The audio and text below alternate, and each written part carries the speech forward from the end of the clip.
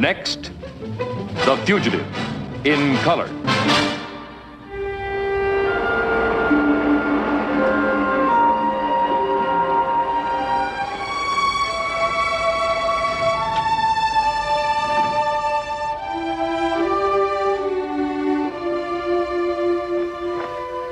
We'll need some food.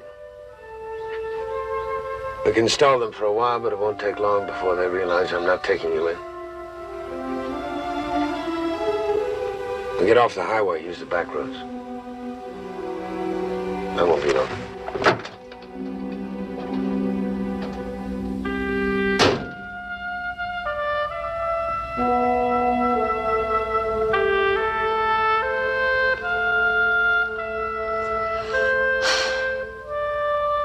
Calling KM53.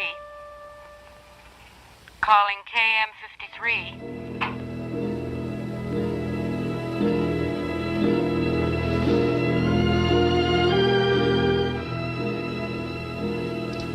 KM53, go ahead. One moment, KM53, I will relay. Barbara, where's Dyson? He'll be right back. She's alone. Buck, let me have it. Listen, you crazy little fool. That guy you're with, Stan Dyson, he's an escaped killer.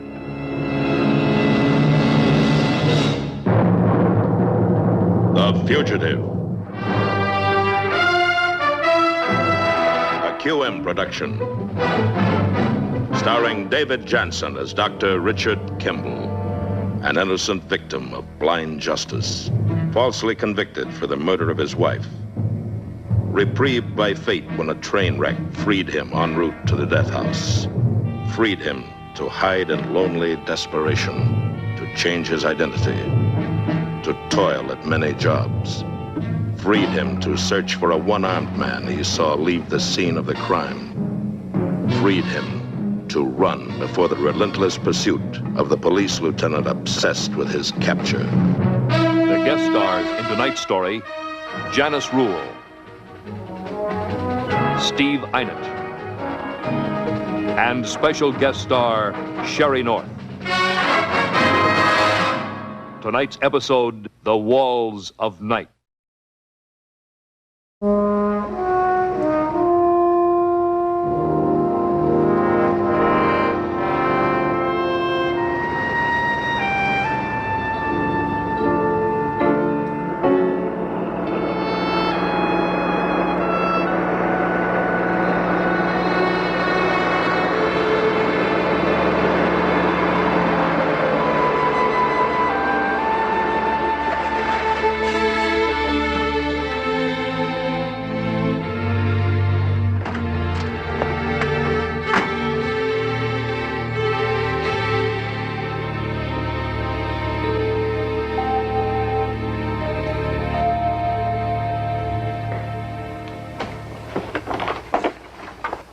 Take it to her.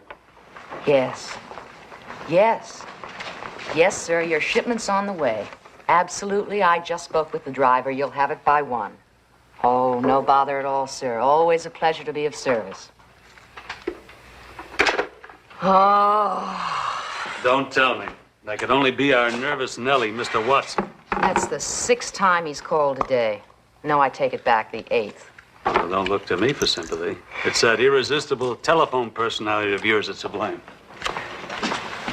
You feed him vinegar instead of honey when he bugs you. Maybe he'll take his business elsewhere.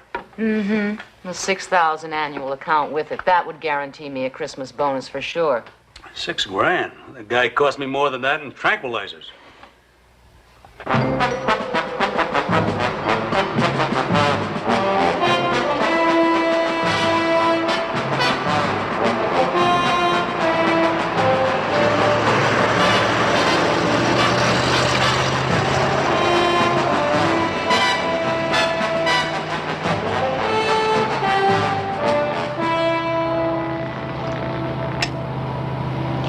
Be on 228, be on 228.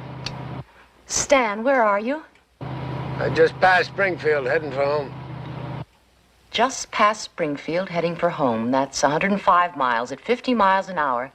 Make it 60. That will bring you in at approximately lunchtime. Am I correct, sir? Over.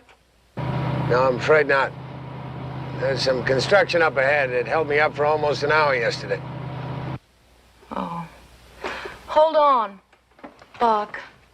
Okay. So you take your lunch an hour later. I'll mind the store. Stan, we're working for a boss with a heart of gold. And don't get any tickets on the way in for slow driving.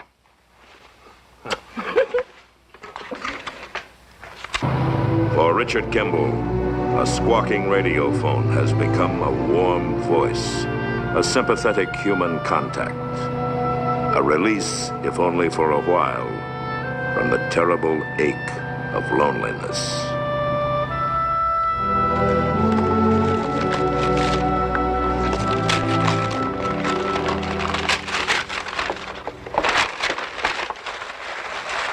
He sort of reminded me of you. Reminds you of me? Well, he is a little big. You're rotten clear through. I know that. So you get a kiss. Actually, it looks like Nervous Nellie.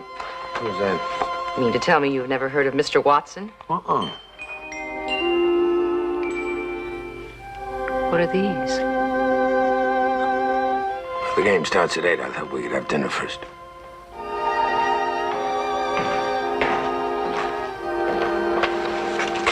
Excuse me, son.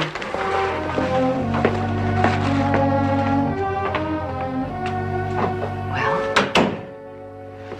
what's the news? I told you it would take time. Why did you come here to spy on me at lunch? No, because it's Friday, Barbara. I come every Friday. I'm just doing my job is all. He's new here, isn't he? What's his name? I asked you a question. Who is he? His name is Stan Dyson. What do you know about him?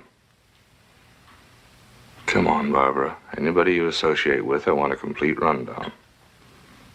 Well, I don't know anything about him, really. Hasn't been here that long. He's nice, he's polite, he's reliable. So's an alarm clock. What do you want me to tell you? That he cheats at solitaire, but he's nice to dogs and kids? Why don't you write out a list of questions? I'll go interview him. What's he know about you? Did you tell him?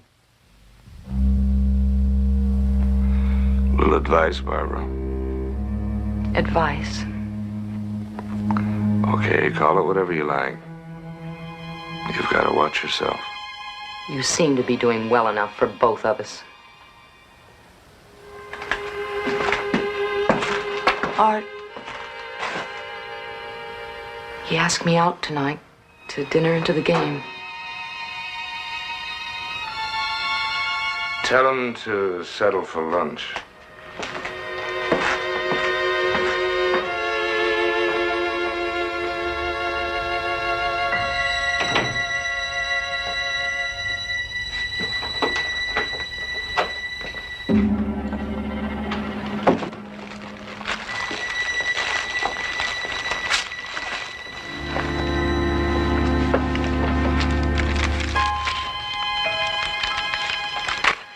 Stan. I know, you're busy. It's not that. And it has nothing to do with him. It's... You don't have to explain. So forgive me, I'll see you later. Thank you. Harry, make the pickup and get right on in, huh? Bye, Buck. So long, Art. See you next Friday.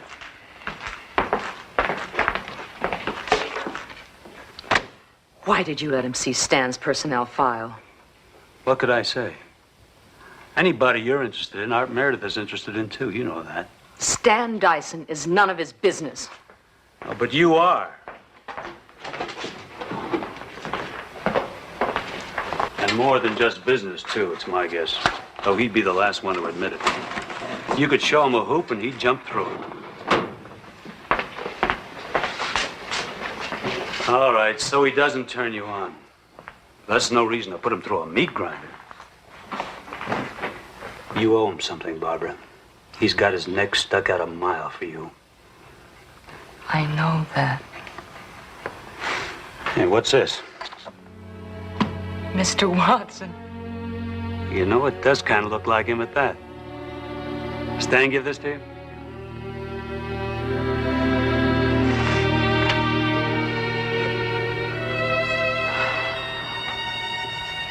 I am not crying.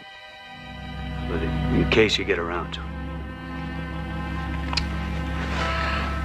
Mind if I give you a bit of advice, Barbara?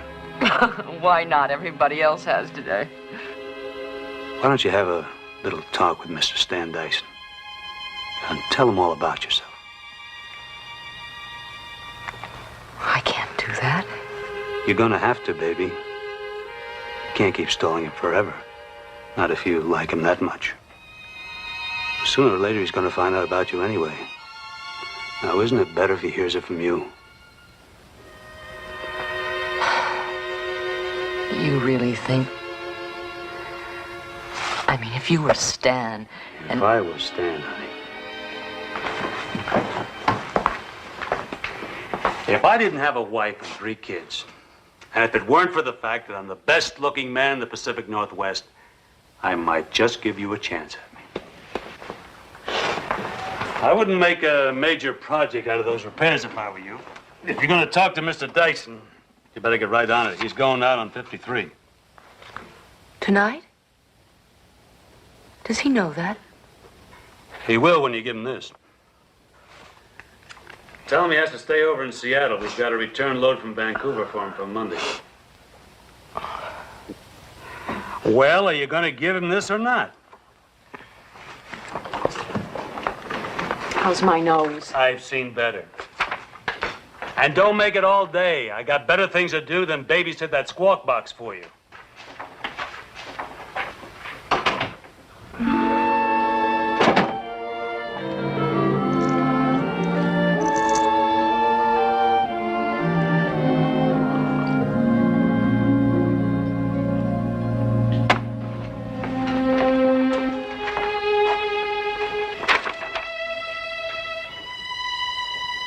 Well, I couldn't have taken you to dinner anyway.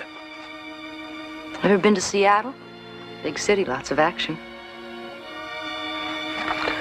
Oh, we're looking for action. Barbara. There's a place, called Lake Shohalis.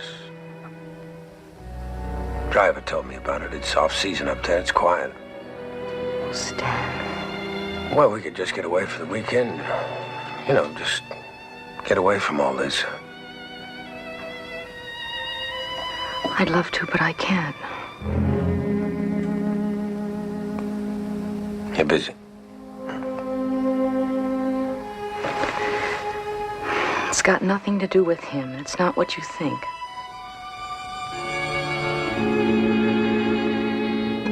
If you knew, you'd understand. But I don't do it.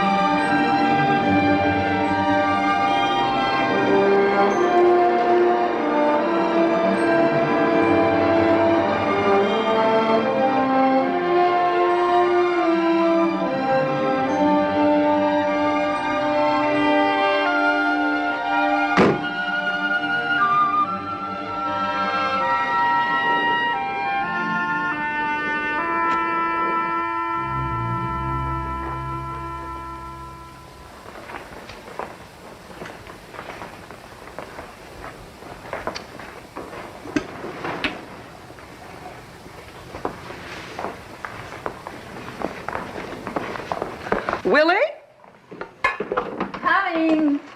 this tablecloth needs changing. Got it. And that window needs washing. Are the new menus back from the printer? Yes, they're on the table in the hall. Well, I'll go and change. That'll be a help. What? I said, this is gonna help. Oh.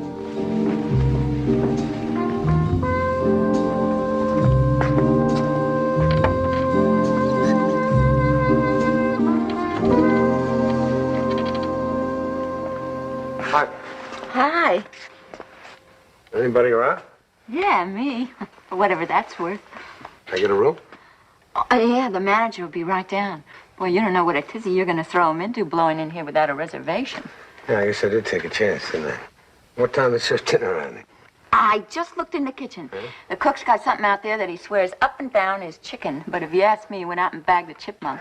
Or would you believe possum? You just overnight? No. No, I thought I'd stay the weekend. Is that your rig outside? Uh-huh. You from Seattle? No, I just made a delivery there.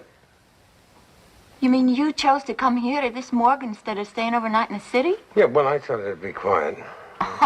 Yeah, you're right there. This place is so quiet that the crickets roll across the river whenever they feel like chirping.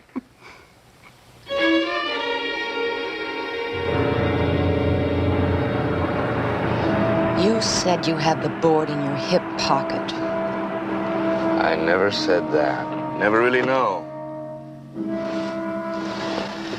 Anyway, it's not like being turned down. It's just they didn't review your case. We aren't going to stop fighting them, Barbara. We're going to keep after them. The board meets again in 6 months. 6 months. I know it seems like forever.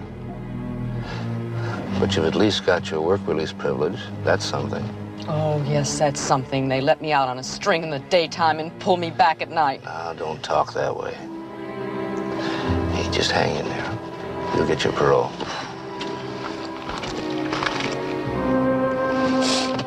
Don't bother on lunch.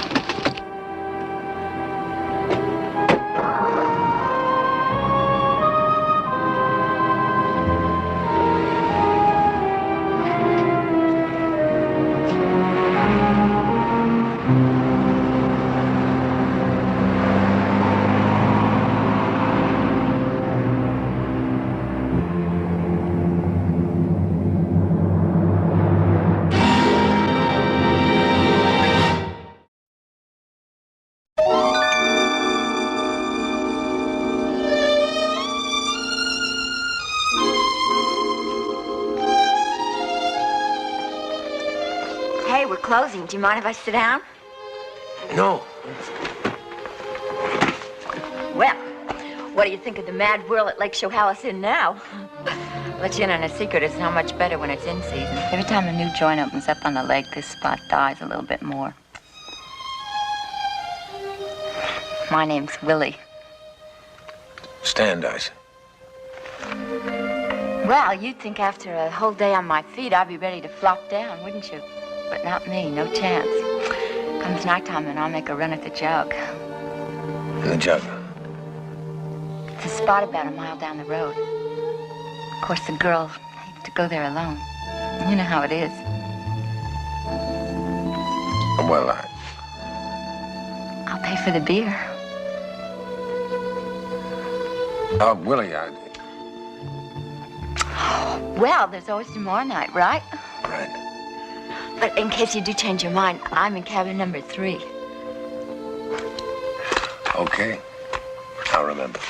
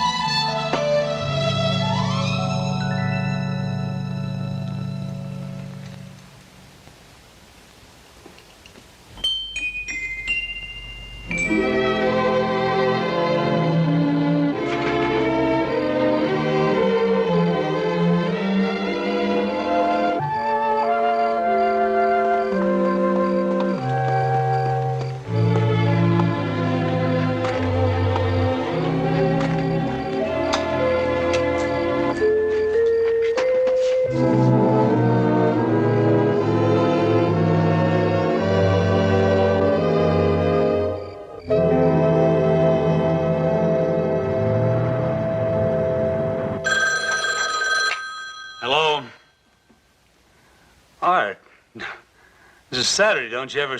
No, because Friday night I dropped Barbara off at the prison and she still hasn't reported in. No, I didn't actually watch her go inside. Why would I? As many times as I've dropped her off, how was I to know? Of course not. Sure, she was upset, but it's not the first time the board didn't review her case. I figured... Buck, you don't know where she is? You're about the only person she turned to. If she didn't come to you, then... Oh. I don't think she'd actually take off on her own. She's got too much sense. Did you check the hospitals? Yeah, of course you would. Well, if she calls here, if I get any bright ideas, I'll buzz you.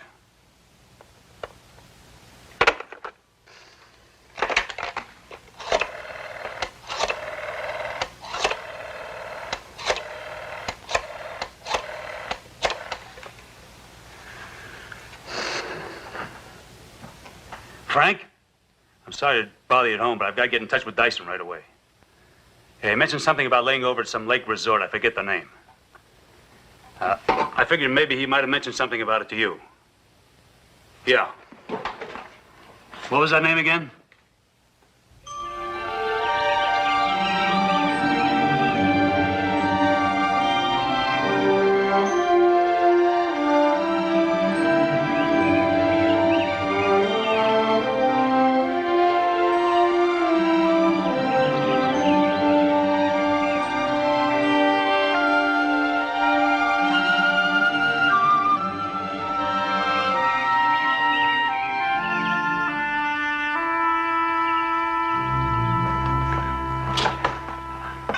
Enjoy your breakfast. Good morning.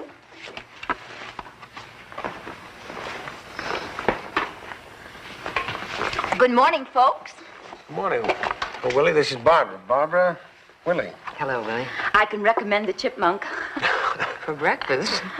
Well, maybe not for breakfast, but the chip beef is moving real big, and I can vouch for its pedigree. You sure got good taste. I can see why you passed up the jug. The jug? Yes, that's, place. It's a beer joint down the road there. Oh, she wanted you to take her there. Yes, yeah.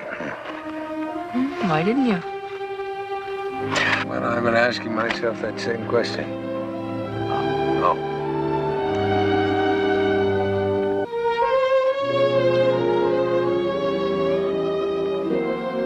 It can't be on a party line operator. It's a resort hotel. All right. Sorry.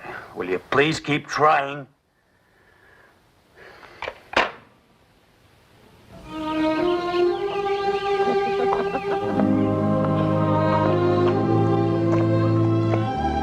I always thought you were sort of a Cinderella type. You know, you turned into a pumpkin at 12 o'clock midnight. In the first place, it was the coach that turned into a pumpkin. In the second place, can you imagine these clodhoppers fitting into a pair of glass slippers?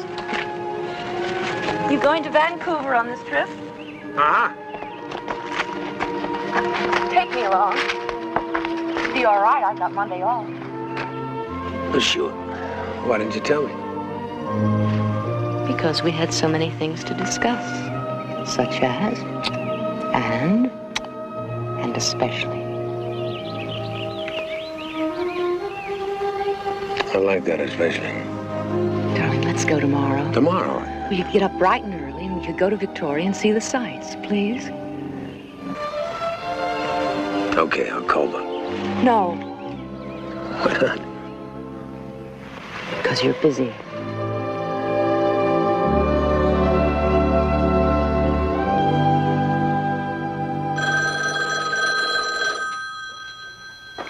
Willie, get that. Can't you see I'm busy?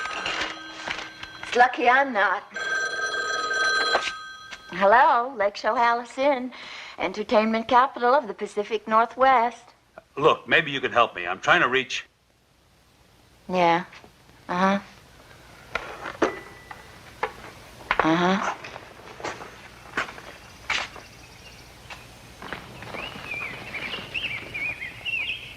Oh, well, gee, I'm sorry, mister, but there's nobody here that fits that description.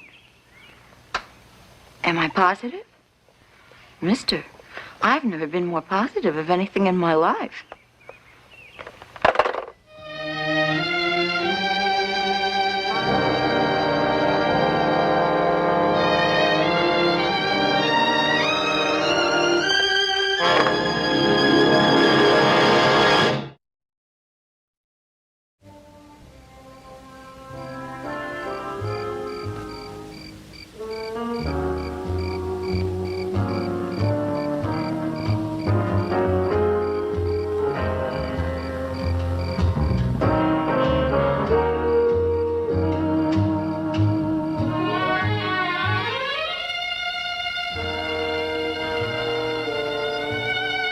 Mom? Huh? What if I'm not what you think I am? You couldn't be, but I'll settle for even half of that.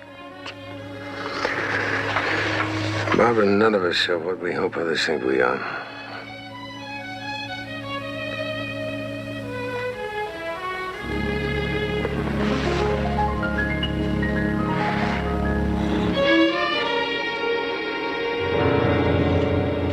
Give me a little more time, Superintendent.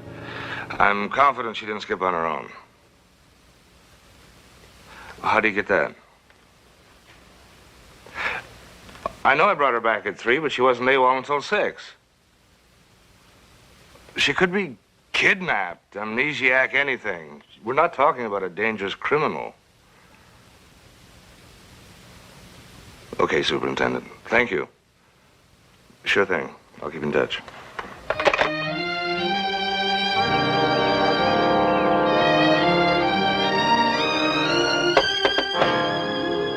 Come in. Oh, you checking out? Yeah. Thanks, Willie. Listen, I hope I didn't do something wrong. I mean, I know it's none of my business, but, well, you two were having such a good time, and it is the weekend, and when this guy phones asking me if you're here yesterday, well, I figure from the tone of his voice, it's either your boss or her daddy or a jealous ex-boyfriend, so I said you weren't here. What's his name, Leonard? I didn't ask. Did I do the wrong thing?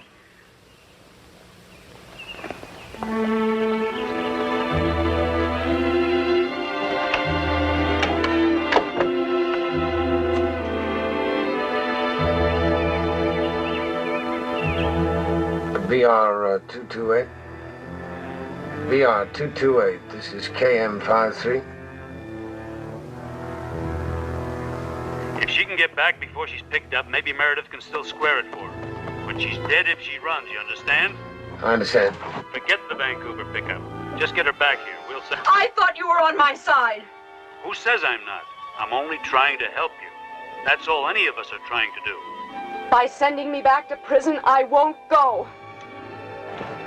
She'll be there, Buck. That's a promise, Sean. Why didn't you tell me? I don't know. I stood there looking at those walls and thinking about you on the outside. I knew I never could spend another night in that place. Stan, please help me. You've got to go back, Buck. That's easy for you to say, but you don't know what it's like to live like a caged animal.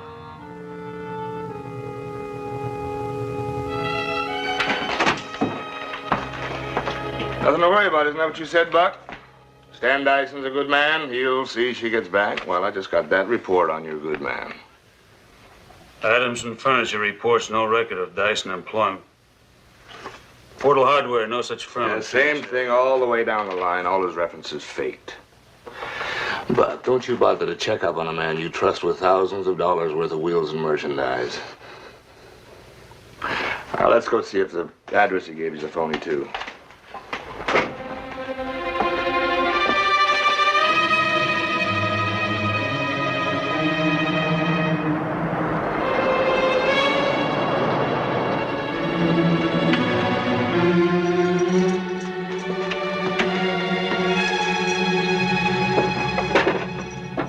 see his clothes are all here. I told you. Travels light, doesn't he?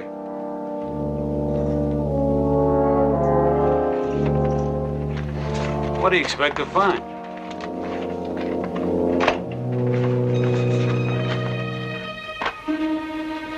I'm telling you, Art, you're barking up the wrong tree. Now, if I can shake a man's hand and look him in the eye, I don't need references. And I've hired a lot of people, including 3 others on work release, and I haven't been stuck yet. Now, if Dyson wanted to, he's had plenty of chances to make off with a truckload before this. Hair dye. So, the man uses hair dye.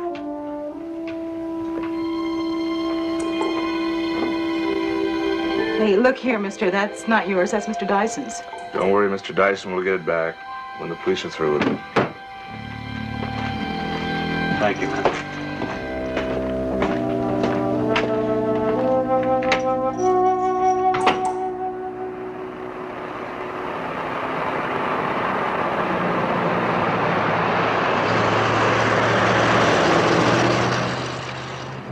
I'll drive you to the bus station.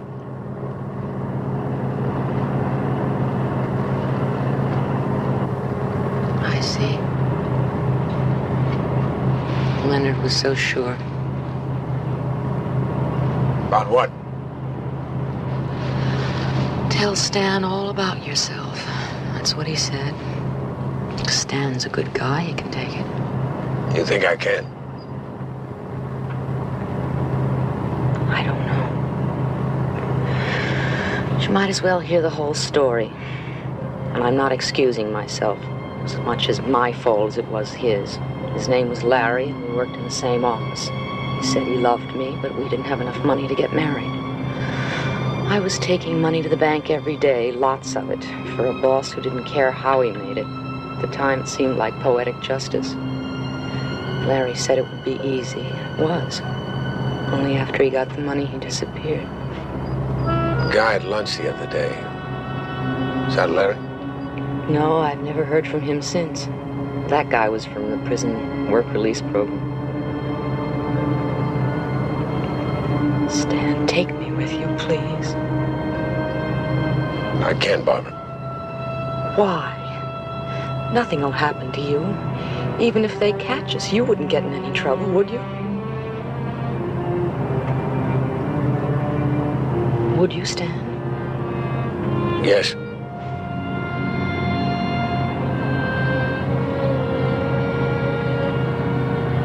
It's all right for you to run, but not for me. We're running for different reasons. My only hope is to keep running. Your hope is to stop. My hope is with you. I could go back if I knew I was going to see you. I could paste the weeks together and hang on somehow. Just tell me you'll be there and I'll go back. I can. Then take me to Canada.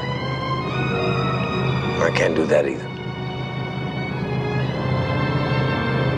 If you leave me, I'm not going back anyway. I'm heading north, with or without you. I don't suppose I have to tell you which way I'd prefer it.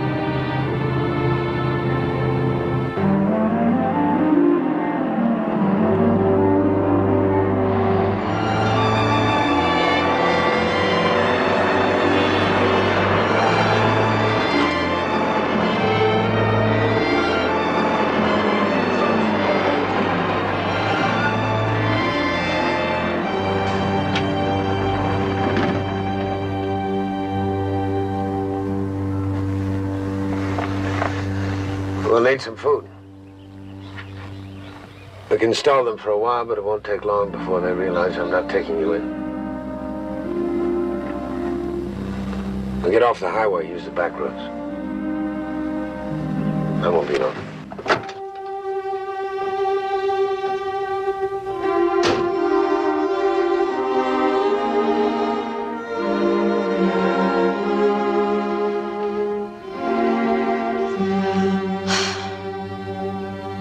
Calling KM 53. Calling KM 53.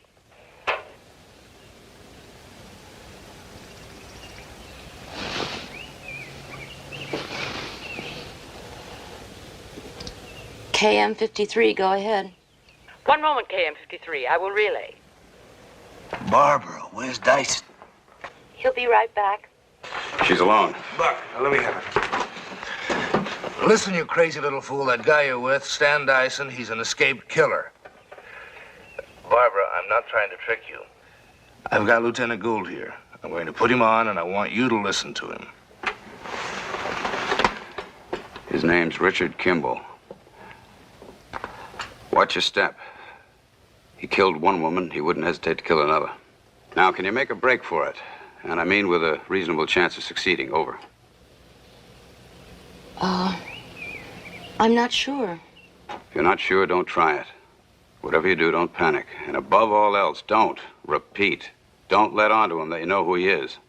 If you get a chance, if you can dream up some legitimate excuse, take off like a scared rabbit. Otherwise, just hang tight, leave it to the professionals. Is that clear? Over. Yes. Art, take this down. Now, give us your present location. Over.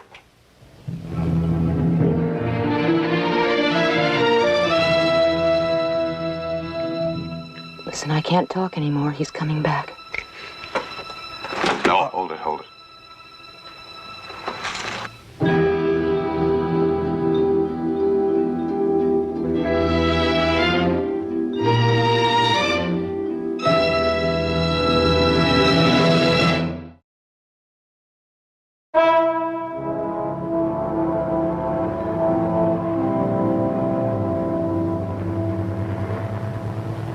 All right. We know he's in this area. Probably within 50 miles of Seattle. Now, if your guess is right, Mr. Leonard, he'll have to proceed along one of these secondaries to Highway 99 and then turn south. Well, there's no reason he shouldn't. He doesn't know you've got a make on him. Not unless the girl told him. Ez, why should she? She broke jail to go to him, didn't she? She's also bright enough to realize that if she cooperates, it could help her with the parole board. Might even get her sentence commuted altogether. I hope you're right. In the meantime, we're just dragging our feet here. I could have had that truck bagged and surrounded 10 minutes flat. Sure, and maybe got her killed. Do you know for certain she's still in that truck? Yes, because if she'd have gotten away, she would have phoned us. If she's still alive. See if Seattle knows anything. Maybe they got a fix on them. They can't get a fix on that truck if they can't get a signal, and they can't get a signal as long as Kimball's radio switch is on receive. You want me to raise him again? It wouldn't hurt. I'll alert Seattle.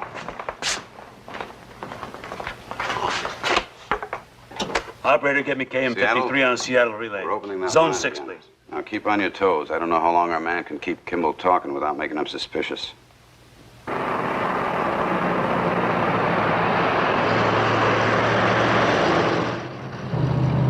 KM53. Come in, KM53. I have to take it. Why'd they keep calling? That's the third time in the past hour. I want to make sure I'm bringing you in, that you haven't talked me out of it. This is KM53. Stan, Buck here. How you doing? Doing fine. No traffic hang-up? Buck, stop it. I'm coming in. If it's not fast enough for you, send me an airline ticket.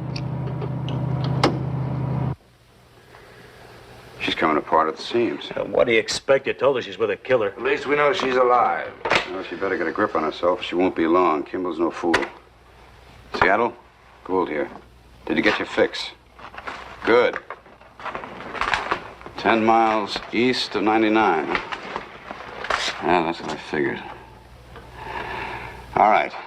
You deploy along the highway in force. You tail them with unmarked cars. Ez? Hold it. Small conference. Look, as far as I'm concerned, that girl's safety comes first. Don't you think I know that? You just said Kimball's no fool, and he's dangerous. If he even suspects that she's tricked him, would you care to finish that sentence? Okay, he says he's bringing her back. Well, so far it looks as if he is.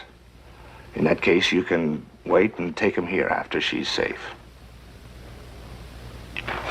We won't know that till he hits 99. My money says he turns north towards Canada. Well, can't we at least wait and see?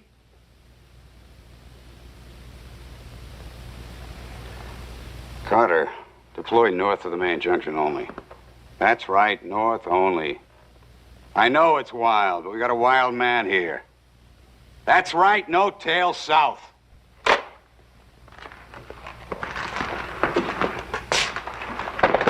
What do we do now? We wait.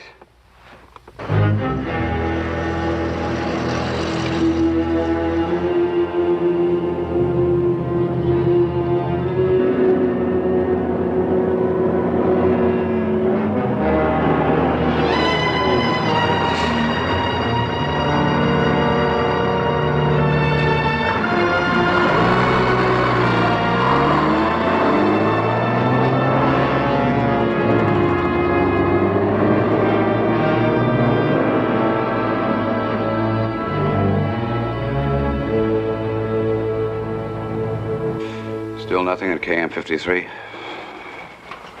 Okay, thanks. Well, Ez, if you were headed for Canada, why haven't one of your roadblocks got him? Okay, so he's heading south. That doesn't prove anything yet. Buck, want to try again? Are we overdoing it? Chance we have to take. Have to make him send occasionally so the technical boys can maintain their fix.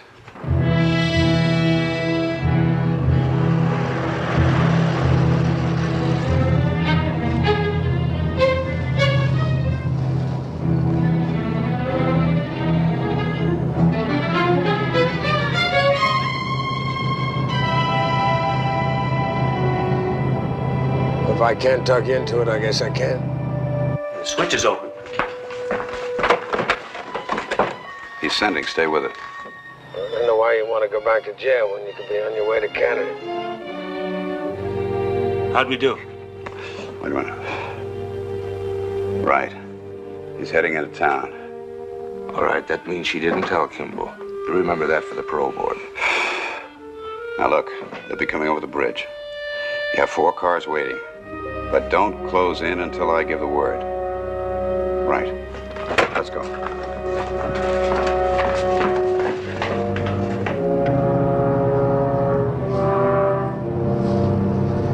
Morning. Hi. Oh, I had such wonderful dreams. All about Canada. You ever been there? The western part? No. My father used to take me there. A long time ago, but I never forgot. You're hungry? There's a sandwich left. These sandwiches now, but when we get to Vancouver, the dinner I'm gonna fix you.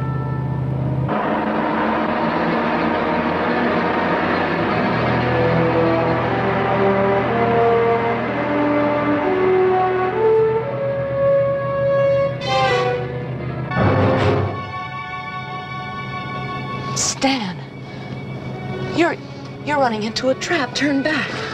I know. You know? All the calls from Buck. Radio fix. They've been tracking us. But why did you answer them? If I hadn't, they'd have closed in by now. They're not after you, Bob. They wouldn't go to this much trouble. They're after me. How did you know it was a trap? Barbara? Contacted me while you were in the store. What did they tell you? That you'd killed a woman. You're not afraid?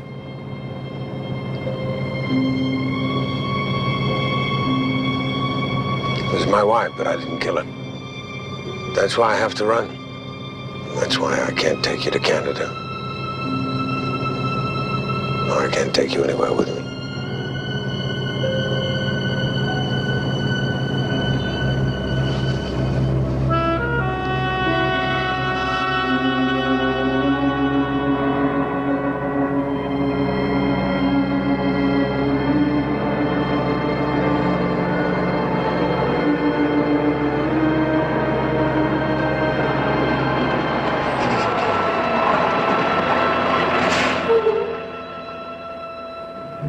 You take it from me.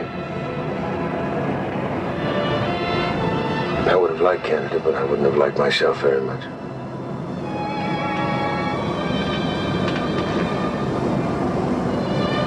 I want you to take credit for turning me in. You really think I want that kind of credit? You take anything that'll get you out of there one day, Shimon.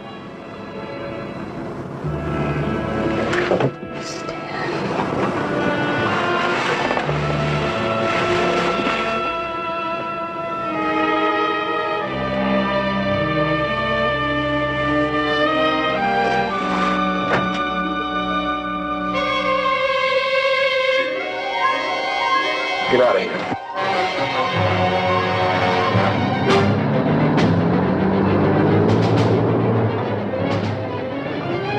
There they are.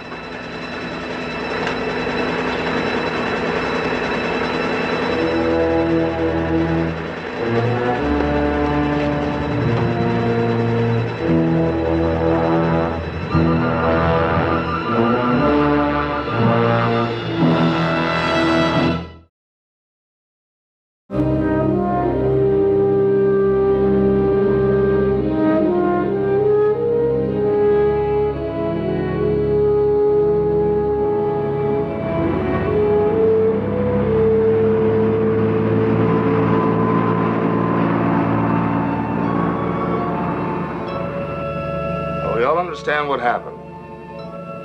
When Kimball left you with the truck, you were panic-stricken, fleeing from a terrifying nightmare. You certainly didn't mean to obstruct us, and it's not your fault that Kimball got away. Are you asking me, Art, or are you telling me? I am trying to penetrate the fog you've been walking around in. Barbara, you're going before Judge Foster. What you say and how you say it could spell the difference between commutation and another year tacked onto your sentence. Do you understand that? A lot of people have gone to bat for you. Some of them not too happy about it. You can't blame Lieutenant Gould for not turning cartwheels. He may not be the best friend I've got, but he pledged his word to me, and he'll be there. All right, I'll say whatever you want me to say. You're not doing me any favors, Barbara.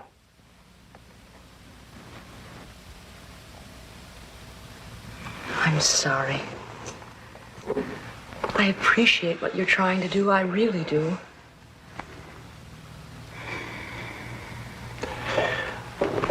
We better go.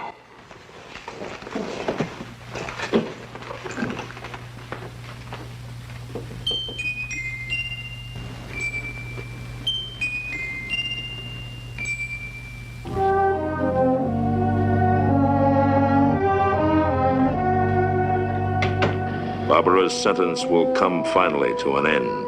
But for Richard Kimball, there is no calendar on which to mark the days. Loneliness once again stretches ahead, as apparently endless as the city streets.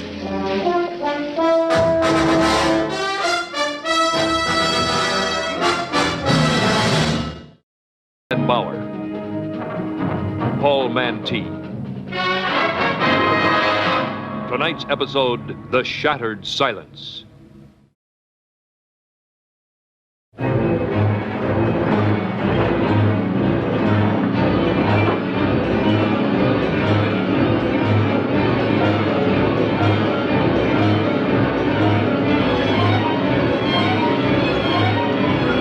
For some people, A railroad terminal is a way station on a journey. For Richard Kimball, the fugitive, every escape route can be a trap. Every move an unforeseen step toward capture.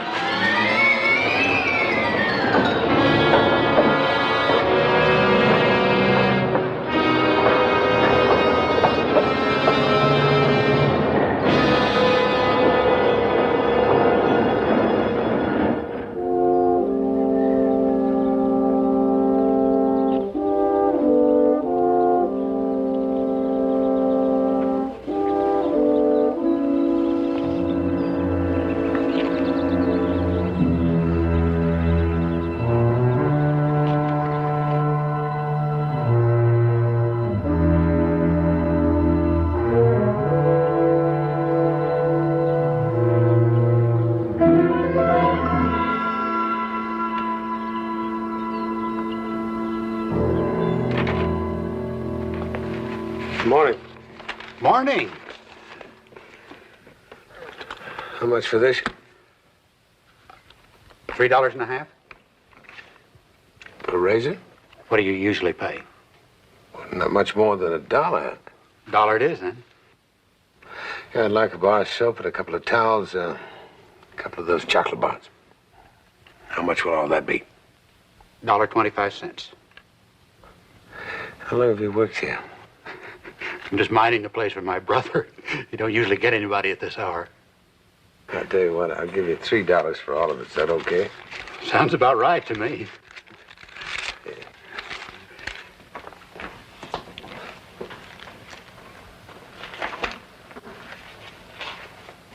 If you're interested in the want ads, try the Courier. The print's bigger. Oh, I already have a job.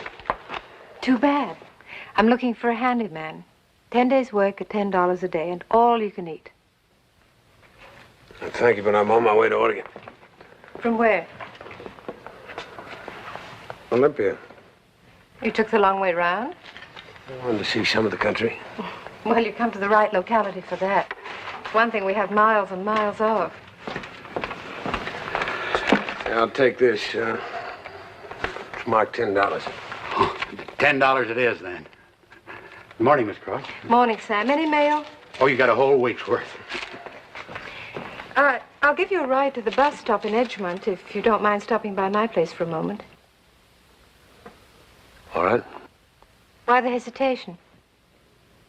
Are you afraid to accept a ride from a strange woman? Or is it because you're wondering why I'd give a ride to a strange man? A little of both, I guess. Well, I trust my judgment. I don't think you'll get out of line because you're a gentleman. And you can't rob me because I'm poor. Thanks, Sam. Oh, thank you. Gas, electricity, New York lawyer, New York mother. Oh. Look, I really do need help. I'm opening an exhibition of my ceramics a week from Saturday, and I can't get the place in shape by myself. How about it? When do I start? Tomorrow morning. I'll drive you out there now, give you dinner and an advance, and you can come back in and get a room at the Pinedale Hotel. All right, it's a deal. Good. Sam, would you ask your brother to call me when he gets the new tile? Oh, yes, ma'am.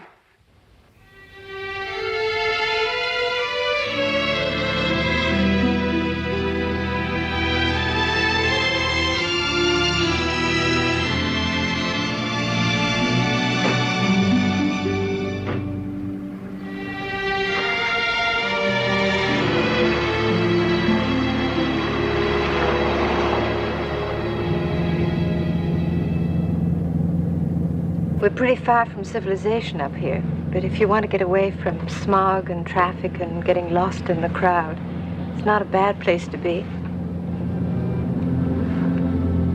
Is it lonely? I've been alone in the big city all my life. Married? Mm-hmm. 4 years. That was the loneliest. Do you have a family in Portland? No, just a job. Did you ever have a family? Yes? What happened? She died.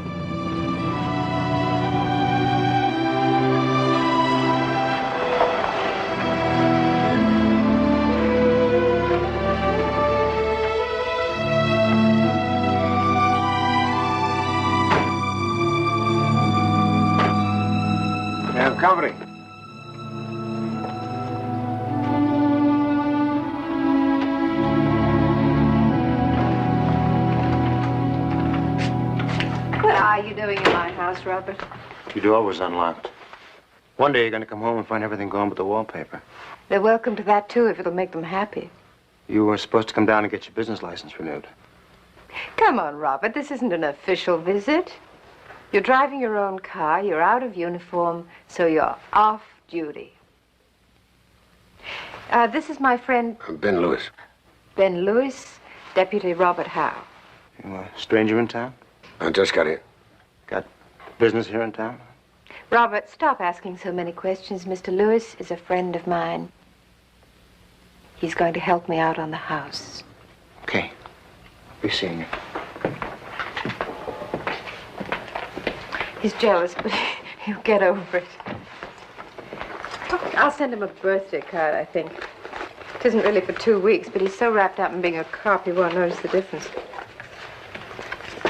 I don't think I should stay. Are you afraid of him because he's a cop? No. Well, then let's have something to eat and I'll show you what's to be done.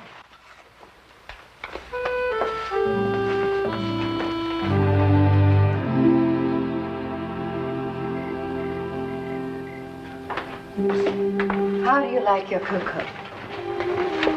I'll take it straight. You're a brave man. Yeah. It's made from clean, uncut Brazil bean and has a kick like a mule. I cut mine with a dash of cognac. Well, you're a very hardy soul. Try to be stoical. Stoical. Will you be able to drive me to the Pinedale Hotel? No such place. The nearest hotel is in Bellman, which is 100 miles away. You can stay right here in the living room. But why the story about the Pinedale Hotel? I was afraid I'd scare you if I invited you into my house right off. Some people have ideas about these things. And you don't? I have my own ideas. They're kind of different. For example? Life is short, for one. You have to trust yourself and what you feel about people. Andrea. No, I think what you're going to say, that you're not what I think you are and that I don't know anything about you. Have you ever watched children at play? How they can take to each other at first glance and stay friends forever. But we're not children now. That's a pity. Drink your cocoa. It's bedtime.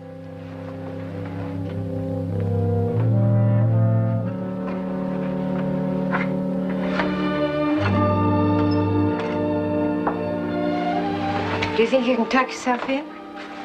I'll manage it. Well, then I'll see you in the morning. Good night.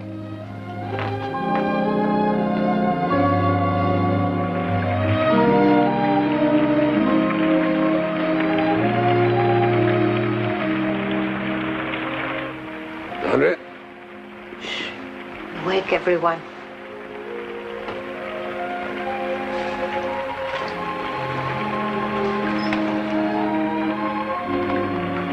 What time is it?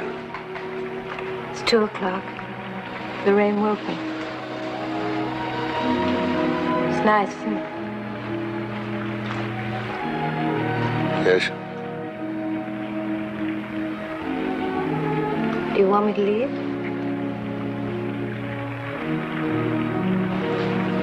No.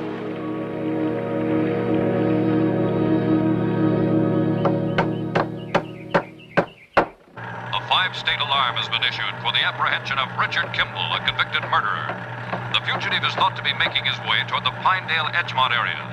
The fugitive, wanted for the murder of his wife, is 6 feet, 160 pounds, dark hair, medium complexion, and was last seen wearing a white shirt and brown slacks. In one moment, the local weather picture.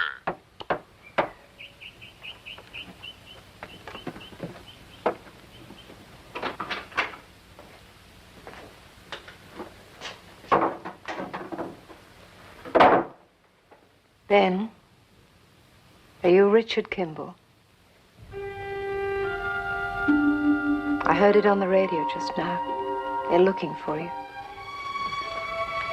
Is it Is it true what they said you did? I was convicted for it. Is it true? Nope. What can I do? Nothing. They know you're here. They know you're in the Pinedale Edgemont district. Robert, Deputy Howe will be back. The way out of here? Yes. There's a road winding up into the mountains that leads to a lake. You can take my car. About a mile into the mountains, you'll come to a turnout over a 500-foot drop. Send the car over the side. By the time they get down there to investigate, you can get away.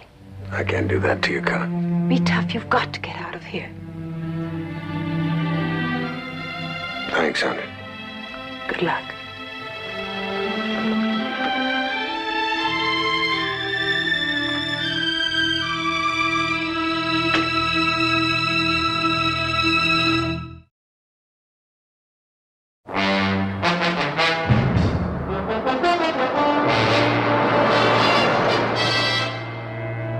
Calling Deputy Robert Howe.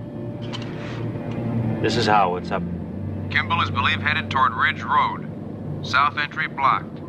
Continue to north entry and establish block. Out.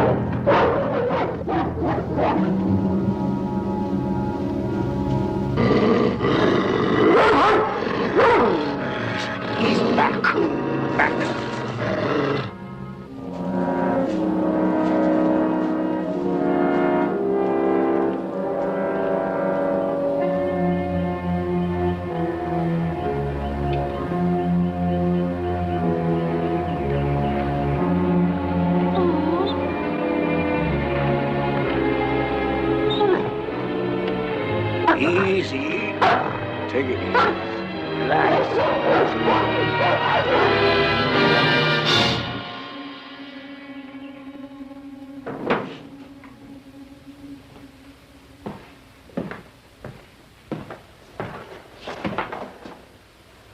Here. Drink this. Go on, drink it all.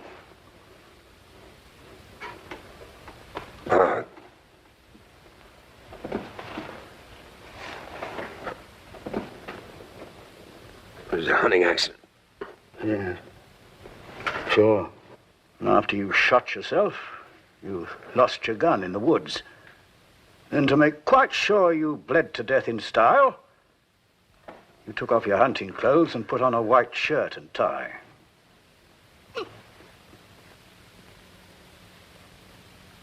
Looks like a .38 caliber police special. Any good reason why I shouldn't turn you in?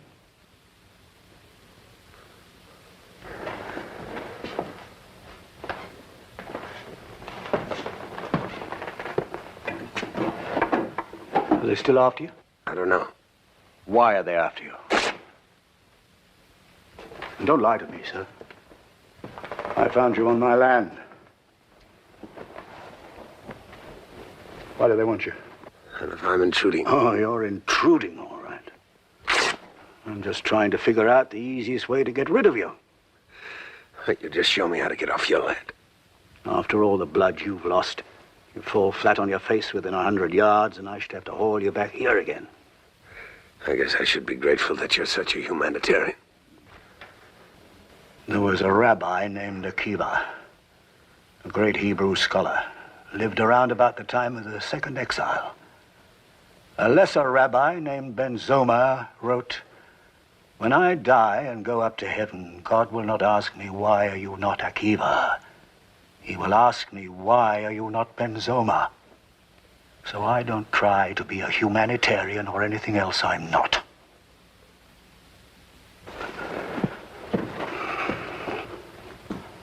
Now what happens? Nothing happens now. When your wound is healed, you leave.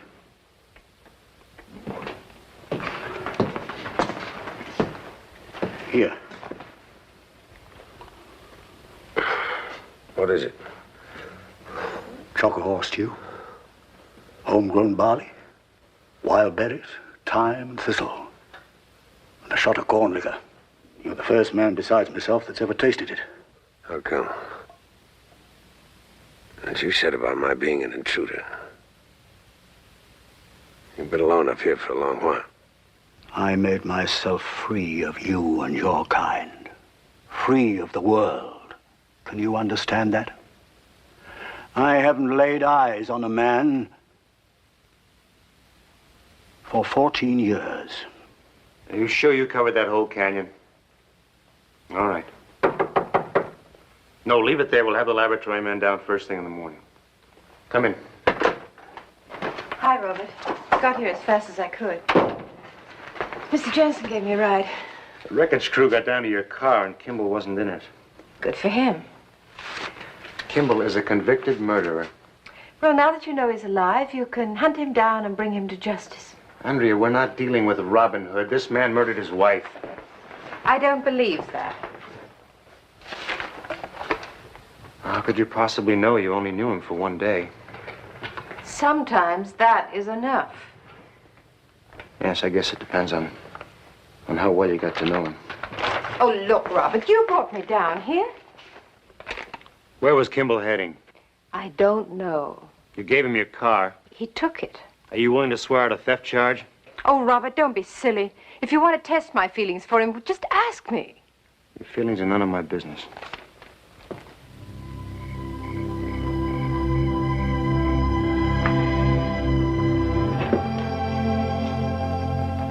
Evans Gambit.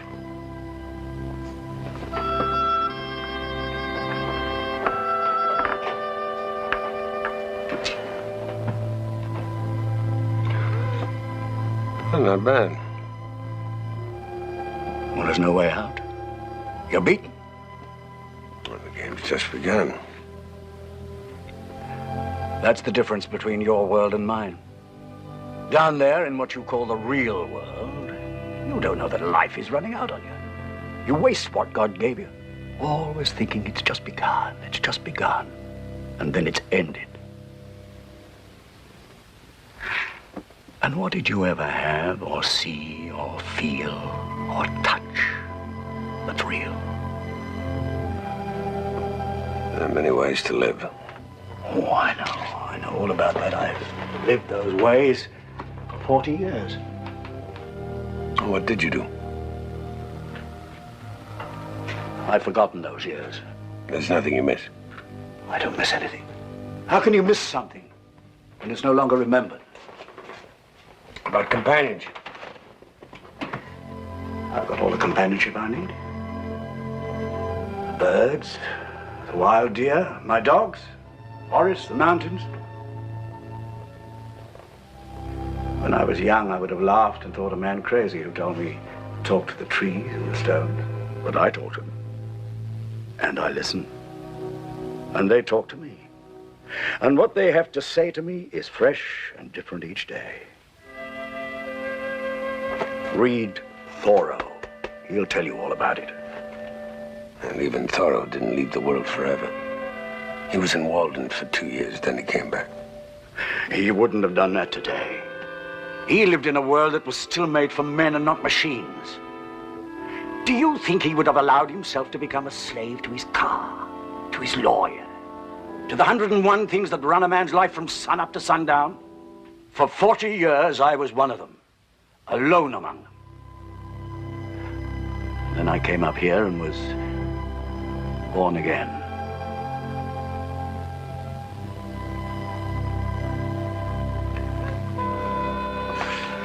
I'm very grateful for what you've done for me. Thank me. I didn't want you here. I'll be leaving tomorrow.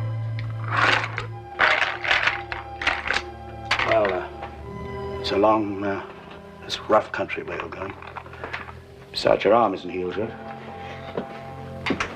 You shouldn't be leaving for a day or two. Well, I can't wait. Things I have to do. That's what I mean. You set yourself on the treadmill and you can't get off, not even when your life's in the balance. You get caught up in the world and its ways, and you let it ride you right up to the end. You look at your watch and you see time flying, and you ignore eternity all around you. It would take a very unusual man to be able to handle something as big as eternity.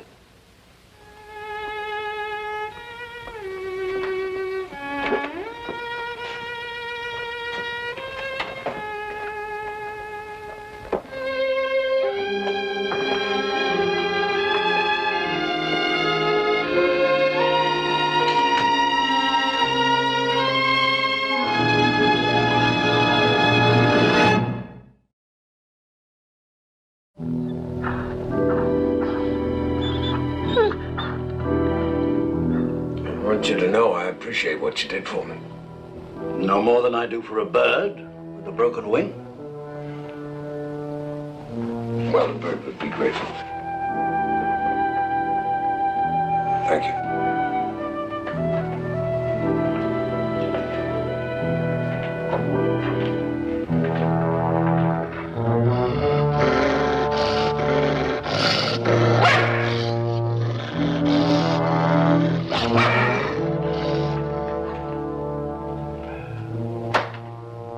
Thought you were going. I was. Could you call off your dogs? Certainly.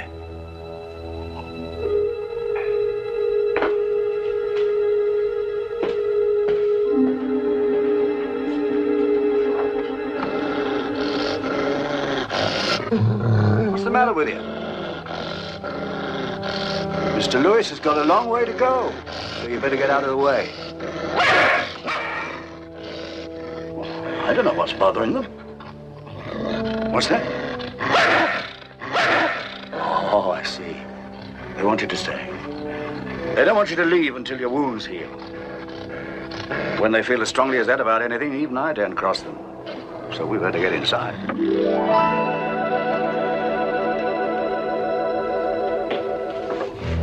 Blind to do? Keep me prisoner here? Well, now, that's looking on the negative side. What's the point, John? I've told you you're not fit to travel. When you're ready to go, you'll go by night and be 5 miles past my place by daybreak. Go now by day, and weak as you are, you'll get caught. I'll take that chance. Well, I won't. If you're caught near here, they'll start asking questions, and sooner or later they'll come to me. Then I shall have to go down there with them. Do you know what that means? That doesn't the end of my life. Doesn't make any sense, John. The longer I stay in this county, the longer they'll be able to track me here, right here to your cabin. Now, what are you going to say if they find me here? I'll worry about that. Sorry, it's my decision. All right, go ahead. Matter of fact, we were going to get some rabbits for dinner. If I'm too sick to travel, I suppose I'm too sick to go hunting. Wrong on 2 counts, Mr. Lewis. Didn't say we were going hunting. I trap my food. My gun is mainly for self-defense. Said 2 counts. Ah, yes. That's right. Well, when I said we were going, I meant the dogs and myself. Of course, I shall expect you to be here when we get back. In case you've forgotten, we've got a chess game to finish.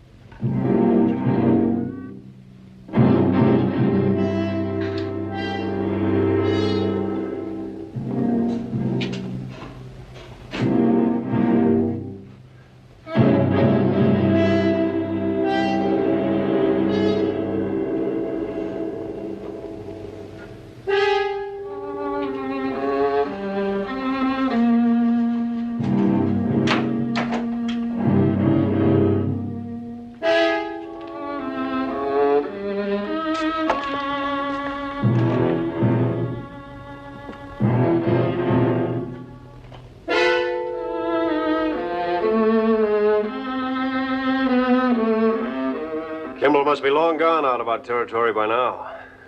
I think we're wasting our time. Do you have something more pressing on your mind? I mean, have we got a local crime wave that I haven't heard anything about? Look, call the main station at Edgemont and have them maintain the patrols on our side of the mountain for another few days.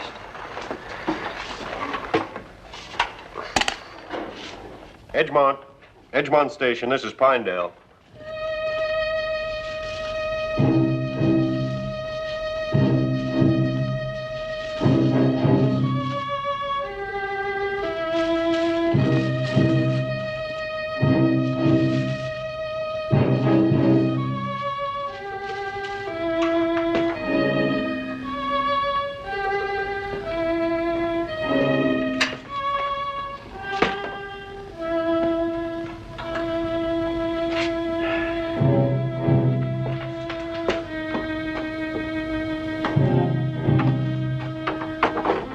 Looks as though Ben has left us. And after you telling him not to leave till his wound was healed.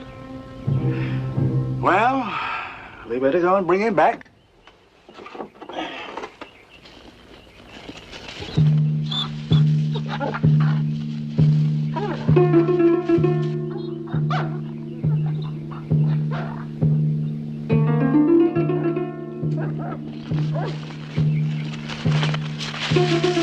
Easy now. Take your time. There's no hurry at all.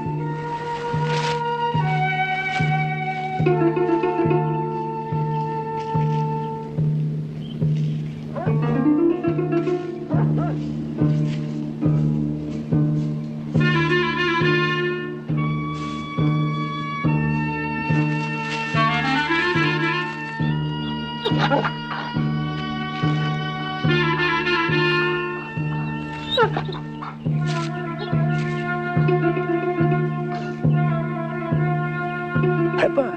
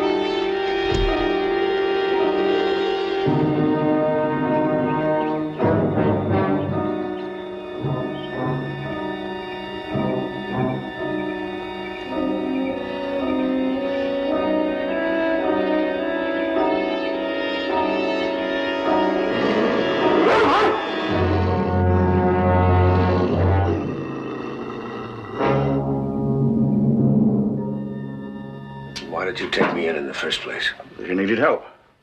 Why didn't you give me that help and then send me on my way? I had my reasons. The reasons are that you're lonely, Mallory. For someone to talk to, anyone to talk to. I never needed anyone but myself. And look what you've become. Stir-crazy old man chasing another human being around the countryside with a shotgun because you can't stand to be alone. There's planting to do tomorrow. You can help me if you like. Do you good to get down to the earth and plant your own food.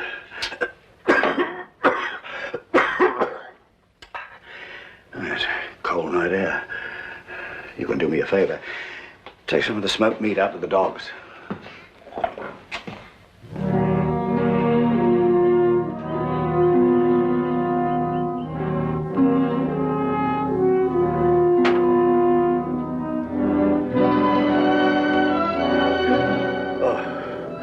Thanks. They'll get me fixed up in no time. You're running a high fever, Mallory. I ran a temperature of 106 once. Got it down in a night. Hot water and elderberry herbs. Your thermometer was probably out of whack. You're a sick man. You have a severe pulmonary infection. You need a doctor. I've got nothing but a cold. Besides, no doctor's going to make any house calls up here. I'll go get some medicines. And run off? You'll have to think of something better than that. Mallory, you're a 65-year-old man. That infection's worse than it was last night. It'll be even worse tonight. How do you know so much about it? I'm a doctor. Please don't go chasing doctors through woods. They do when they're wanted for murder. That means nothing to me. What it means is I'm putting my life in your hands. I've seen things like this before. I know what I'm talking about. You need medicines, new medicines. Medicines you know nothing about. If you don't get them, you'll die. That's a fine story. When I feel better, you can tell me another.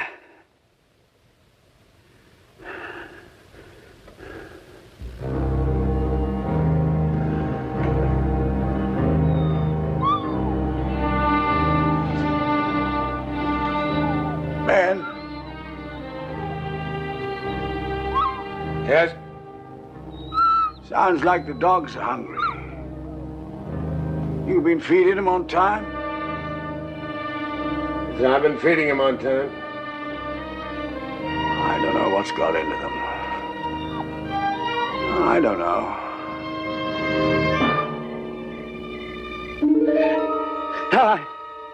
I can't see the truck from here. Ben. Come here.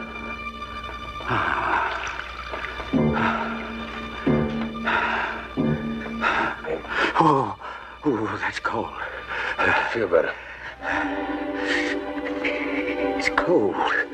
Get the fire going. Mallory, let me get those medicines. You sure you've been feeding those dogs? Yes.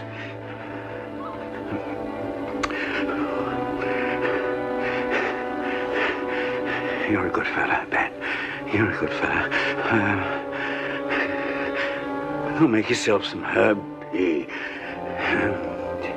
It'll save you from catching cold.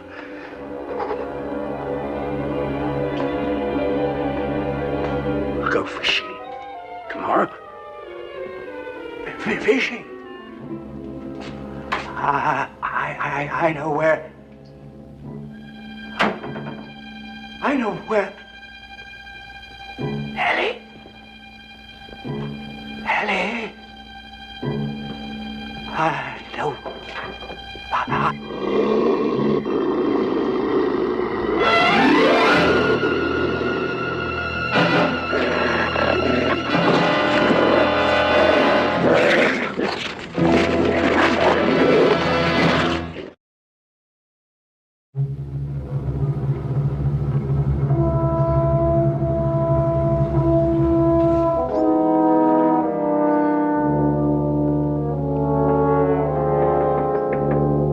Come in.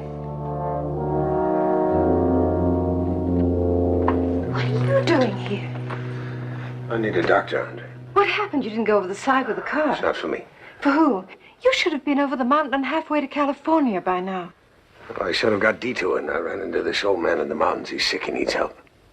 You ran into old Mr. Mallory? Yeah. From the stories I hear, you're lucky to be here. He saved my life. What do you want to do? Get a doctor up there. Oh, boy, you've chosen a bad time. We haven't got a doctor in Pinedale. The one we have rides circuit over the whole country, and he's in Belmont now. That's 100 miles away. Is there a pharmacy here?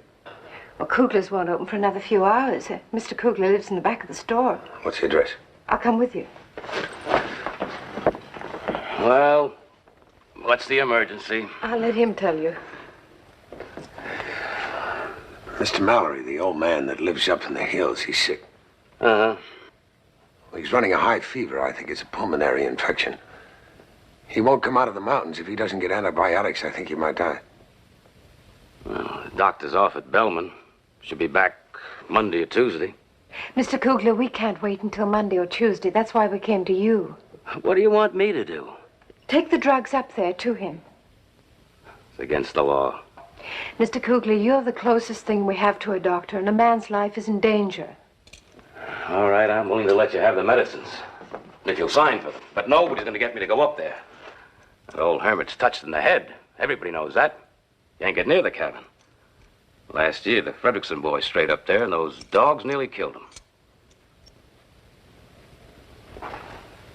You give us the drugs, and I'll take it up there. Ben, I'll go. Is that all right? Well, if you're fool enough, it's none of my business. Andre, he's right. It's too dangerous. You stay here. What about you? If the dogs know me, they won't hurt me. Not unless Mallory tells them You to. won't tell them to. He's a sick man. What about the police? They lost you once. They're not going to let you get away again. Saved my life. I can't let him die. Here's some antibiotics. Give him 2 pills right off and 1 every 3 hours. I put in something for the pain. I'm really sticking my neck out. I'll need your signature. I'll sign. Would you put them on my account? Yeah. Thank you, Mr. Kugler.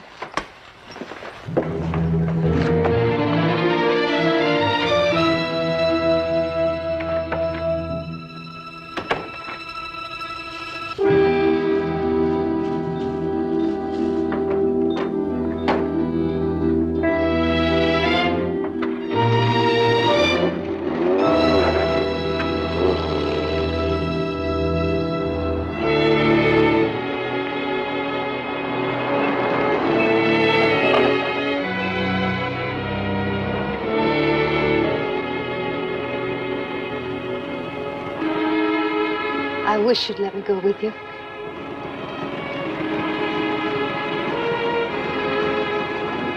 I won't be coming back, Andre. I don't believe that. I'll expect to have you come pounding at my door someday at 5 in the morning.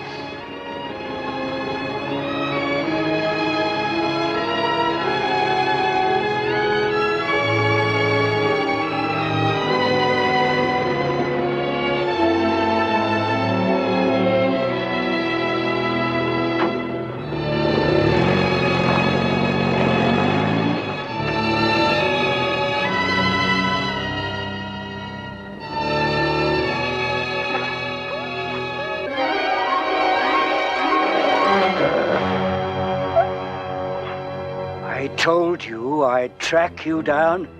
You didn't track me down. I was in town. I came back. You're lying. You tricked me. And you did the same for my dogs. Now, I'm going to turn them loose. Wait a minute. Here.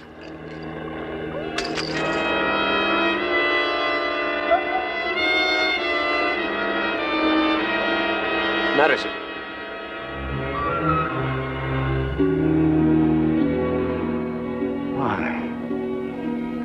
Why didn't you keep going on? For the same reason you helped me.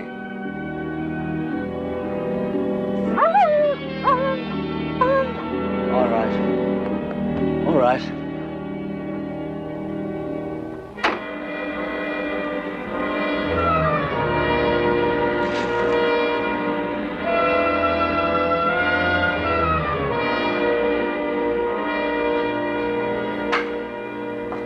Robert, glad you could come.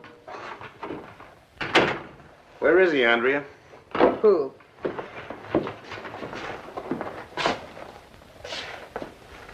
I got a call from Kugler this morning.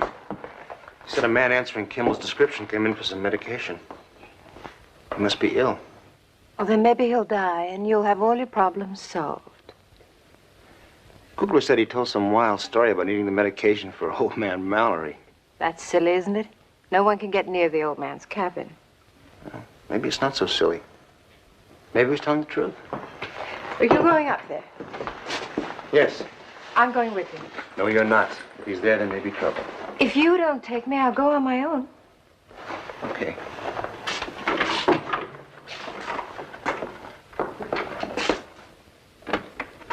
Take one of these 3 times a day. Till the fever's completely gone. Which means you're leaving? Well, if you want to go, I can't stop you. The pharmacist may have called the police. If he did, they'll be coming up here. There are 100 places I could show you.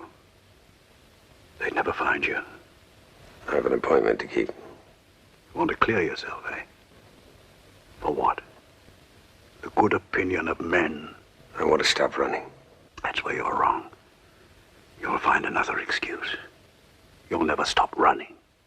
You'll be like the rest of them. On the treadmill until you die. Here, you could have beauty outside your own door. Fulfillment in every grain of wheat you plant and harvest. A chance to be at peace with your own soul. And loneliness. Yes. And loneliness. But it's a small price to pay.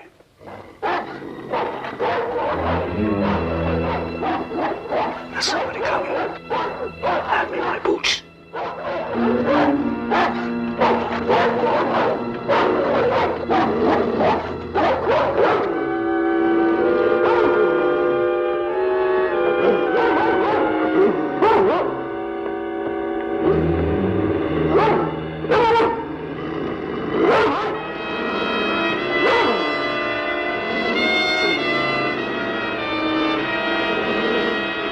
You stay where you are, Sheriff. We're going into your cabin, Mr. Mallory. Just pull your dogs aside. The only place you're going is back to where you came. It's no use, Mallory. We know he's in there. There's no one in there. I'm a mad hermit, Sheriff. Mad hermits don't have house guests, by definition. Why not let us in? What are you protecting in there? My privacy. Mr. Mallory, I don't want to hurt you or your dogs. But we're going into that cabin.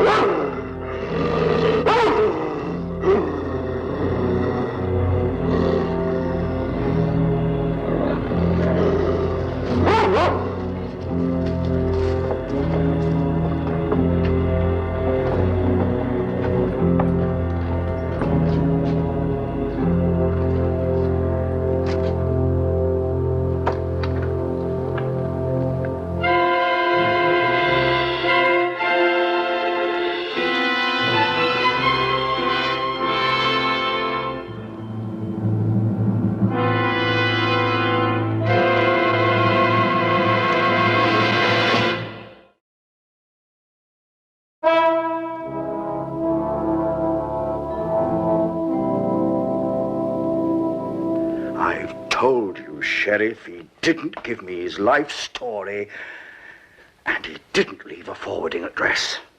What about you, Andrea? You knew he was a fugitive. The first time you told me he was an old friend. What's your story this time? Robert, you're not being a gentleman. I'm a law officer. Well, then you ought to change professions because it's making you a bore. There is nothing boring about murder or about helping a murderer escape justice. What do you want to do, send me to jail? Will that satisfy your sense of justice?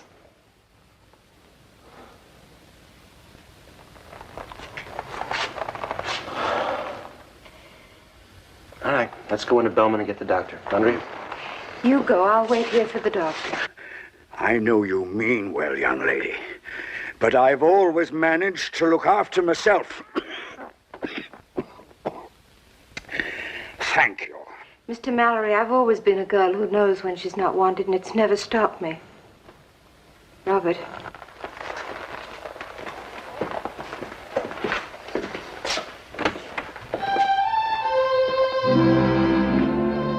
Now, Mr. Mallory, where do you keep your cocoa?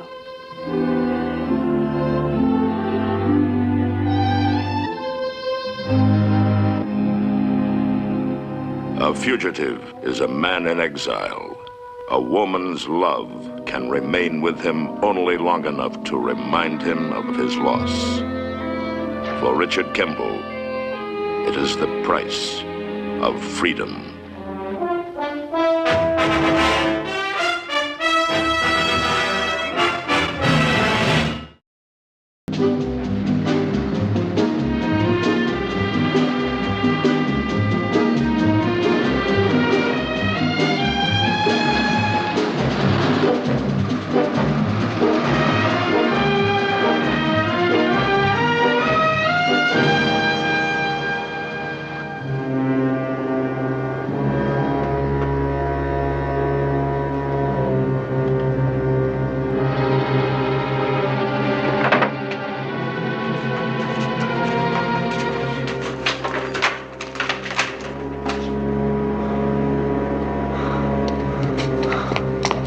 Drop it.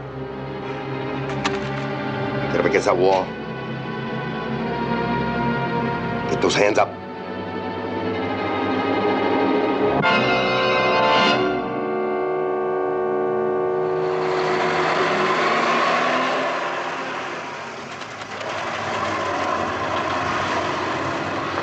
Davis, you drop this one. Get right on the semi that just came in. Taking it to L.A. tonight. Okay. How long can a man search before the search destroys him? To Richard Kimball, working for a trucking firm in Tucson, Arizona, defeat has never seemed so mockingly near. Months have passed, and the trail stays cold. There is no trace of the elusive hope he seeks. But sometimes hope lies no further than the next truck.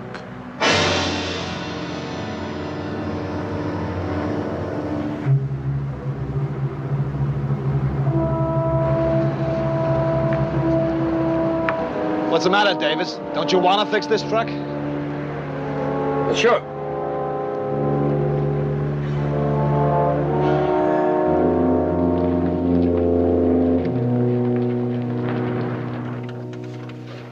Frankly, Captain, it's not the year's hottest story, and we ran it once. I won it twice, Nat, and I owe you a bigger one. How come the LAPD is so anxious to publicize its capture of a one-armed transit who broke up a crummy bar? How come? We're just a bunch of egomaniacs. All right, you'll tell me sometime.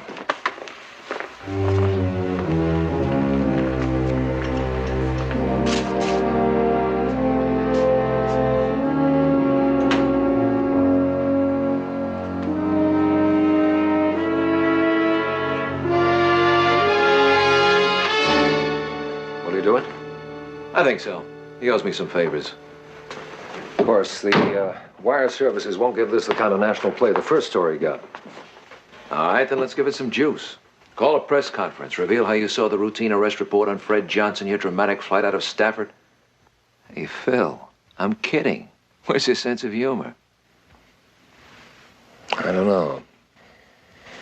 I've lost a lot of things these last 4 years. Starting with a prisoner the state told me to guard. Come on. Buy you a cup of coffee. You think this will get him back? It could. If he sees the story, he'll take the chance. I know Kimball.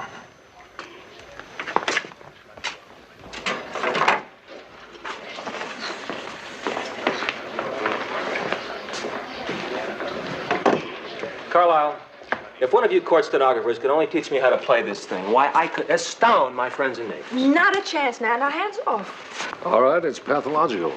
But to him, it's real. He's been hounding this man for 4 years. What's the matter? Nothing. All right. I just saw someone I knew. Well, where do you know him from? Stafford, Indiana.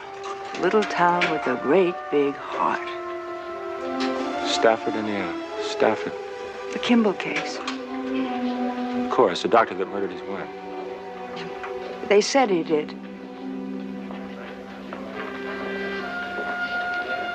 Gene, is that the cop? Is that the one that's been chasing him, Gerald?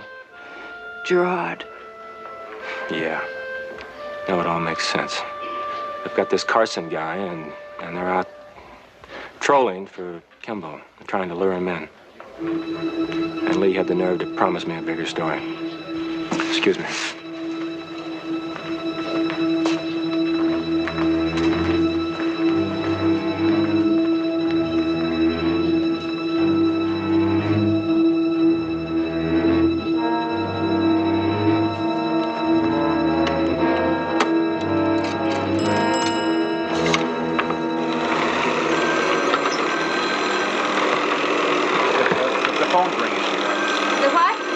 Phone's ringing.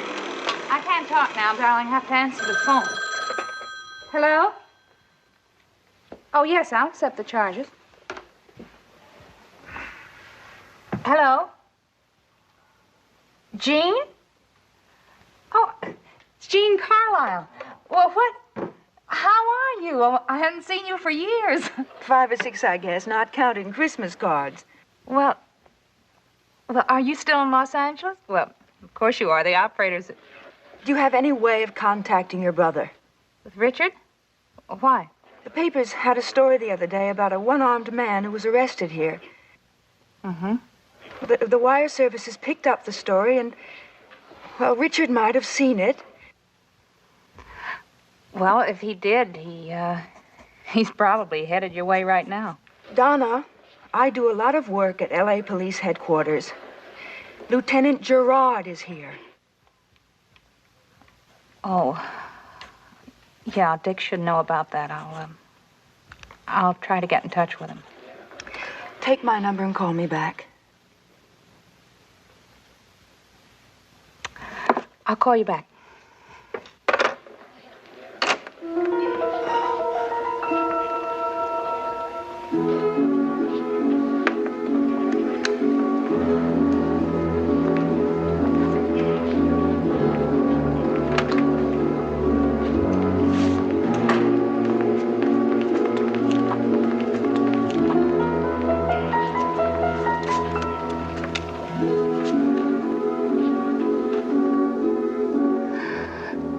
Be there.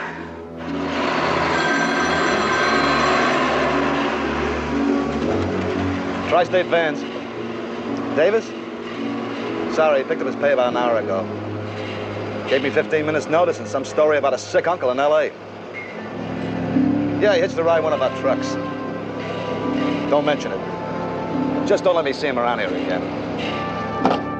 Let's see, the area code for Los Angeles is 213. It's a good thing I make enough money to support your telephone ad.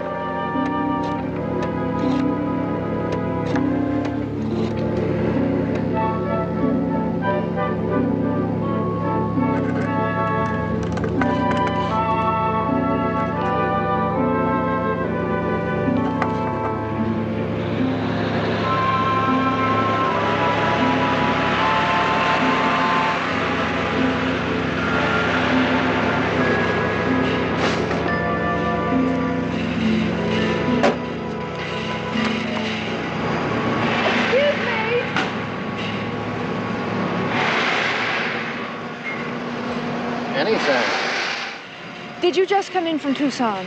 Straight through. If I'd known you was waiting for me, I wouldn't have stopped for breakfast. You didn't have any passengers, did you? You a company spy or something, honey? We can't carry passengers. Well, a man who worked for your company, Frank Davis. That's who you're looking for? Yeah, do you know where he is? I knew where he was 5 minutes ago. The produce market in San Pedro Street. Oh, well, did he say where he was going from there? Sorry, honey. I never saw him leave. Oh, well, thanks very much. I won't do, huh? No chance, honey.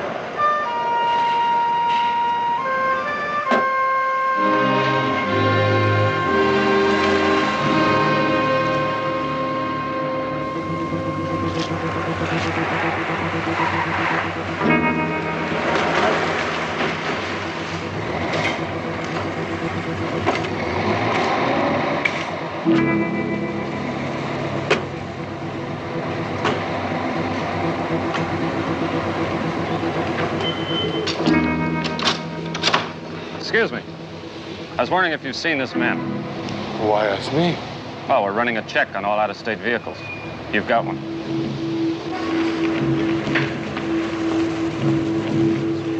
I was wondering if this Fred Carson might be the guy I'm looking for.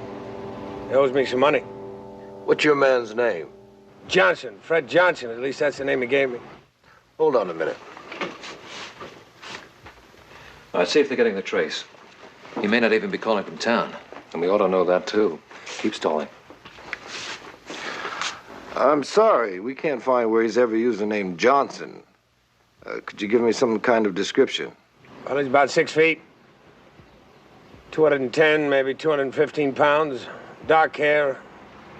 Right arm is missing. Could be him, I guess. You got anything else to pin it down? No, thank you.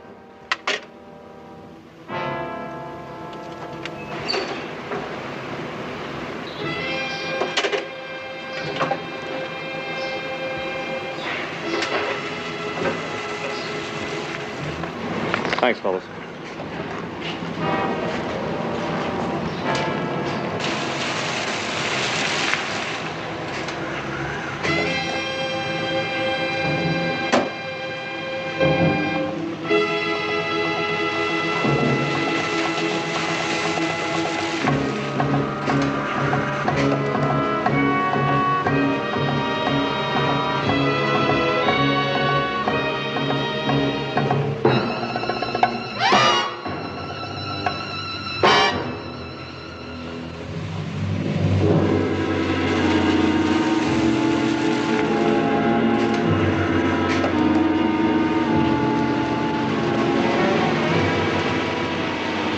Kimball, you don't remember me. I'm sorry. Ben Carlisle's daughter. Jean? Jean. Come on. I talked to Donna.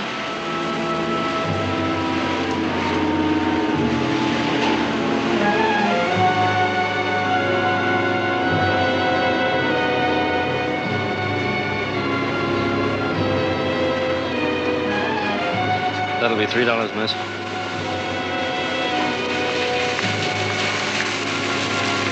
Thank you.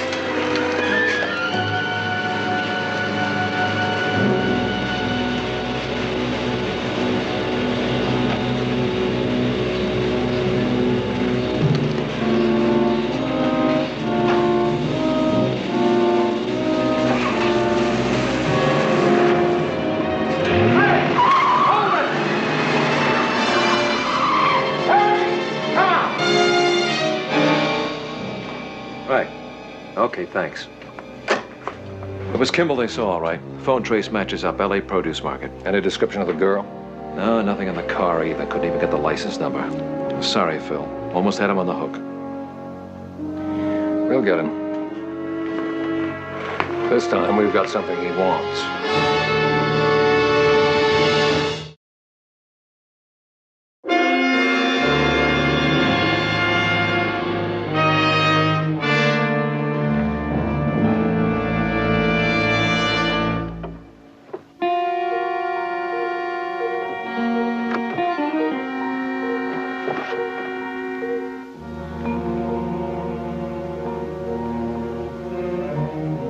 You know who I am, don't you? I think you do. You're a cop. That's right. From Indiana. Stafford, in fact. You know that town, Johnson? That's not my name. It'll do for now. You ever been to Stafford? Just a little while ago, we had a phone call from a man who's sure he saw you in Stafford once, a few years back. His name's Richard Kimball. I ain't ever been to any Stafford. You ever heard of Richard Kimball? I thought you might have. He's been after you for a long time, hasn't he? He's got something wrong in the head. Claims you killed his wife. He's lying. Take it easy, Johnson. We're on your side. I think he invented that story. And he saw you one day and finished up believing his own lie. Then get him off my back. We will. And when we do, I want you to throw that lie in his face. What do you want from me? Just tell me where you were that night. What night? September 19th, 1961. The night Helen Kimball was murdered. September 61. September. Oh, yeah, Texas. Where in Texas? El Paso. Was there all year. Doing what? Working, hanging around. And you didn't leave El Paso the whole of 1961? That's right. You never been to Stafford? No. Ever been to Indiana?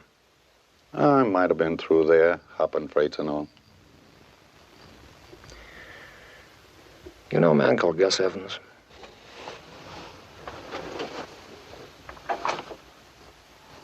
Never heard of him. That's odd. FBI says his fingerprints match yours. They're wrong. Using the name Gus Evans, you took a job as a night watchman for an electronics firm. They were doing some government work, so they took your fingerprints for clearance purposes. Any of this coming back to you now? I don't know. Maybe. On September 5th, 1961, just 2 weeks before Helen Kimball was murdered, you were fired for drinking on the job. So what? So that plant was located in Indianapolis, just 75 miles from Stafford. I told you I've been through You there. told me you didn't leave El Paso all year. I got confused. You're lying. No. Just forgot, that's all. You forget about Stafford, too? Never been there. But you've been through Indiana. But you never left El Paso, and you've never heard of Gus Evans. You got me all mixed up.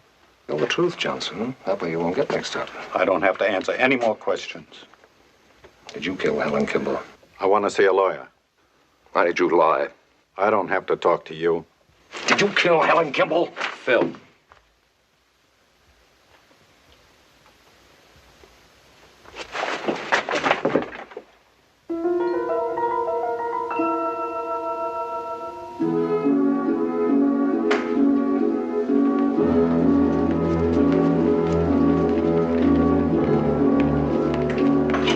Captain, just hit the stands. I thought you should see it.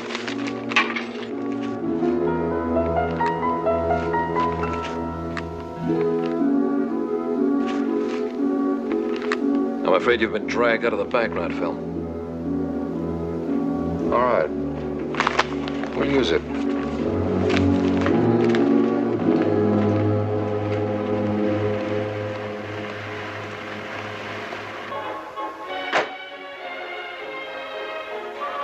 Let's see, the doctor likes his steak medium rare, as I recall. How did you know that? They'd barbecue at the country club. I was home from college. I just remember you ordering a steak like that. A long time ago. I don't know whether I'd know one end of a golf club from the other. Your father was a good golfer. Yes, indeed. Shot in the low 70s, embezzled in the high 80s.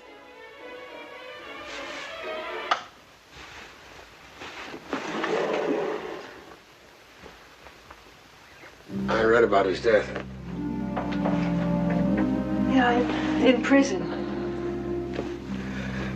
I didn't know him well, but he seemed like a decent man. No. No, it was not decent to embezzle that money. A lot of innocent people suffered for it. Neither was it decent for the good citizens of Stafford to destroy my mother for his sins. I heard you had a rough time. Yeah, everyone did his civic duty. We were systematically starved, economically and emotionally. Thank God there was one subversive family left in town. The Kimballs. I always wondered why your mother didn't leave Stafford. She couldn't. The town wanted her to stay and suffer and die. So that's what she did.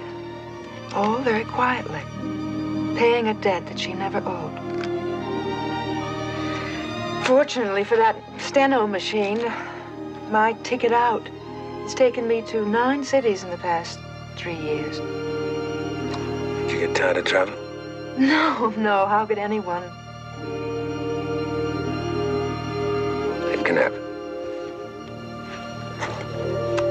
I'm sorry.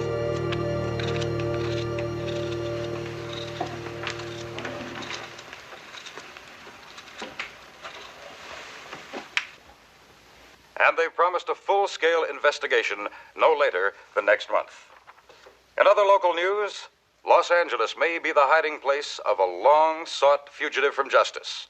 Tom Devlin has the story at police headquarters. Where is Richard Kimball? That is a question that has haunted an Indiana policeman for almost 4 years now. Today, that lawman, Lieutenant Philip Gerard, arrived in Los Angeles to continue the hunt and to make a dramatic offer. First of all, Lieutenant, what makes you believe that Richard Kimball is in the Southern California area? Because Fred Johnson is in custody here. But there was never any evidence that Kimball's story about a one-armed man was true. Well, have you anything to support it now? Is Johnson the man? Perhaps this is not the place to discuss the evidence, but if Kimball gives himself up, we will make every effort to ascertain the truth. Now, Lieutenant, will you please tell us just one more thing? Well, don't you want to hear the rest? It's been on the news all day. You know, it seems like such a one-sided bargain, giving yourself up. Maybe the only chance I have. Maybe I can make him talk, or... I doubt it. Well, then what am I doing, Jean? Why chase him 10 times across the country? I'm tired. I'm tired. Your steak's getting overdone.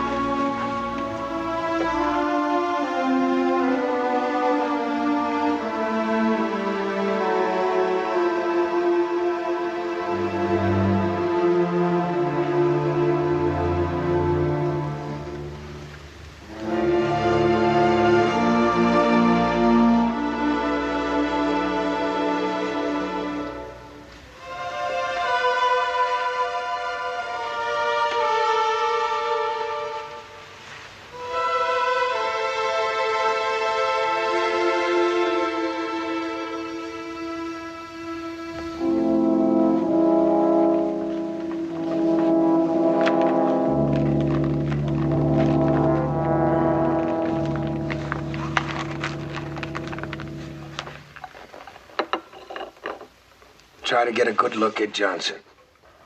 Make sure the picture in the paper isn't a plant. Make sure they really have him. You didn't get much sleep last night, did you? A little. Are you coming into headquarters? I haven't made up my mind. I think you have. Jean. Don't. Look, I paid some dues. That's all there was to it. Okay? Okay. Thank you.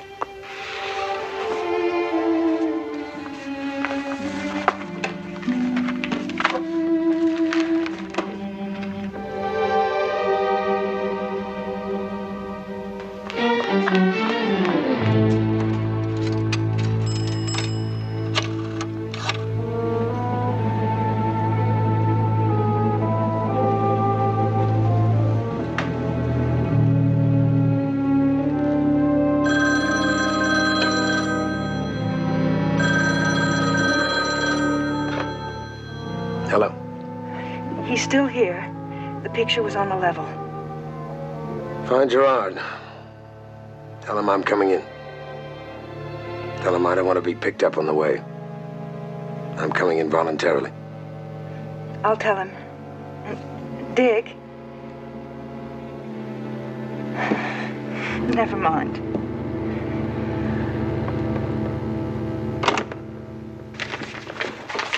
Who sent you here?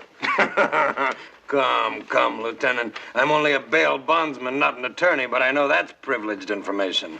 Now, I put up the correct bail, as you can see in the receipt. I believe that's all you need to know. You paid $3,000 in cash? $3,100 bills. Now, you're to release one Fred Johnson. In the interests of justice, not to mention my cab waiting downstairs, I'd appreciate it if you'd produce the gentleman. Phil, there's nothing I can do. He posted the bail. I've got to let Johnson go. Exactly.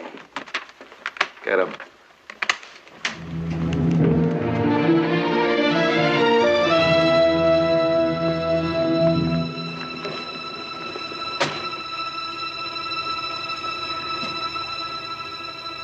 Where to, mister? Civic Center, police headquarters.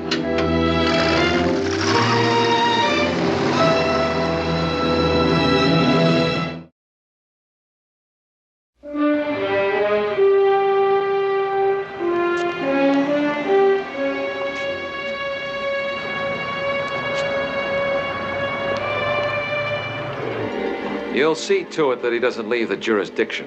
I assure you, my client has no desire to make a $3,000 contribution to the state of California. Good day, gentlemen. I want a 24-hour watch on Johnson.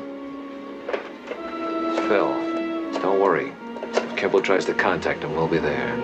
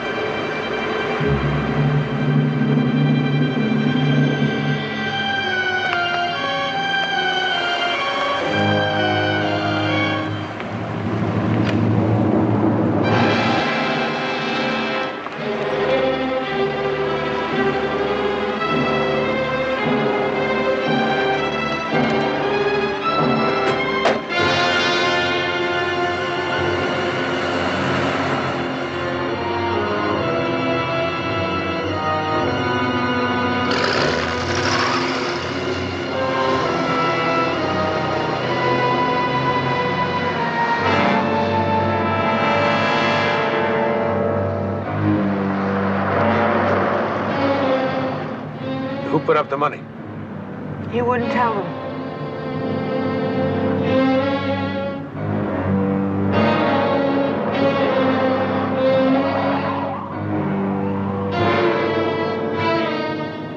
Don't stay too close. I seem to keep getting you involved in all this. No. I keep getting me involved. Those dues you think you owe me, Jean, they've been paid. You know what, Richard? I don't think it's really dues. Not anymore.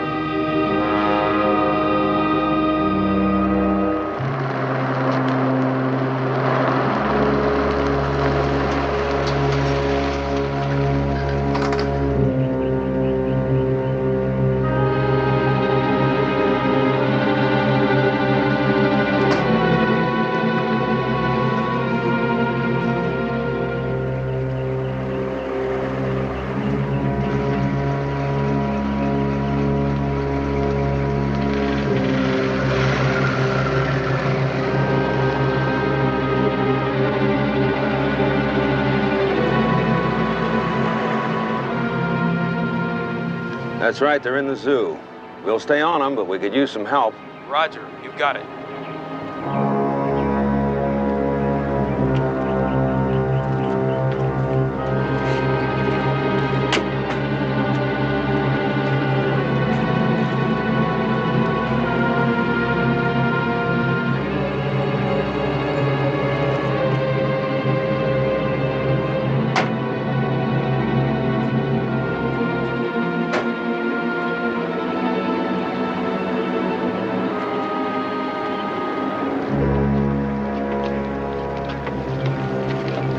you worry about them. I can't hear a thing. We'll go back to my office and talk this as soon as a friend of mine makes sure it isn't bugged.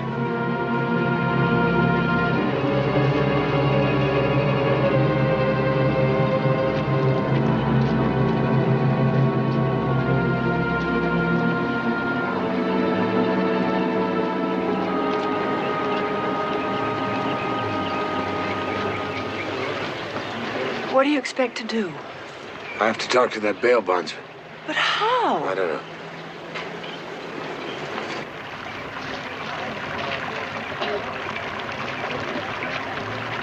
Isn't that amazing how some creatures are satisfied with scraps, Fred? But I don't think you would be, and I'm a shrewd judge of human nature.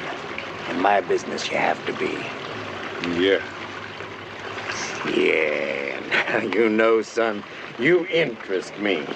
Now, somebody has overlooked your lack of status. Somebody has put up $3 grand to bail you out of jail.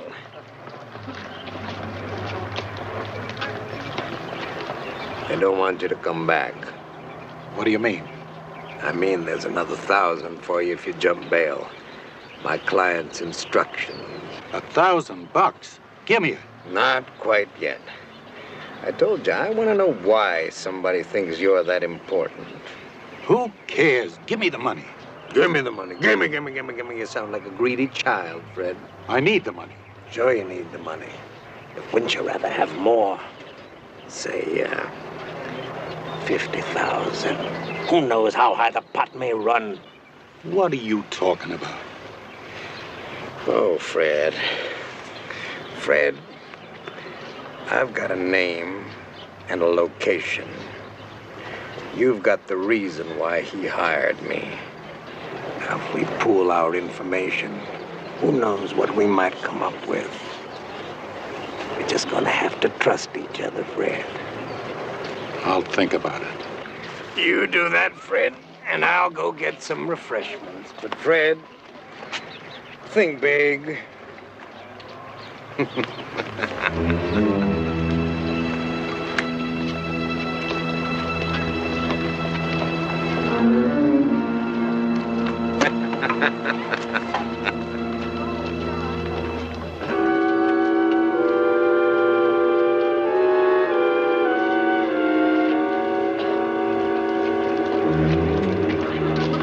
He's alone now. They're watching Johnson.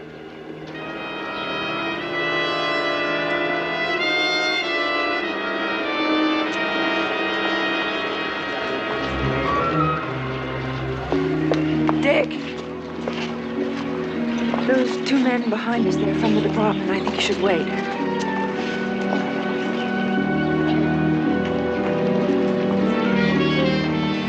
Two more familiar faces. Look, I think I can find a way to get into Howe's office, but we'll have to wait. Come on, let's just walk.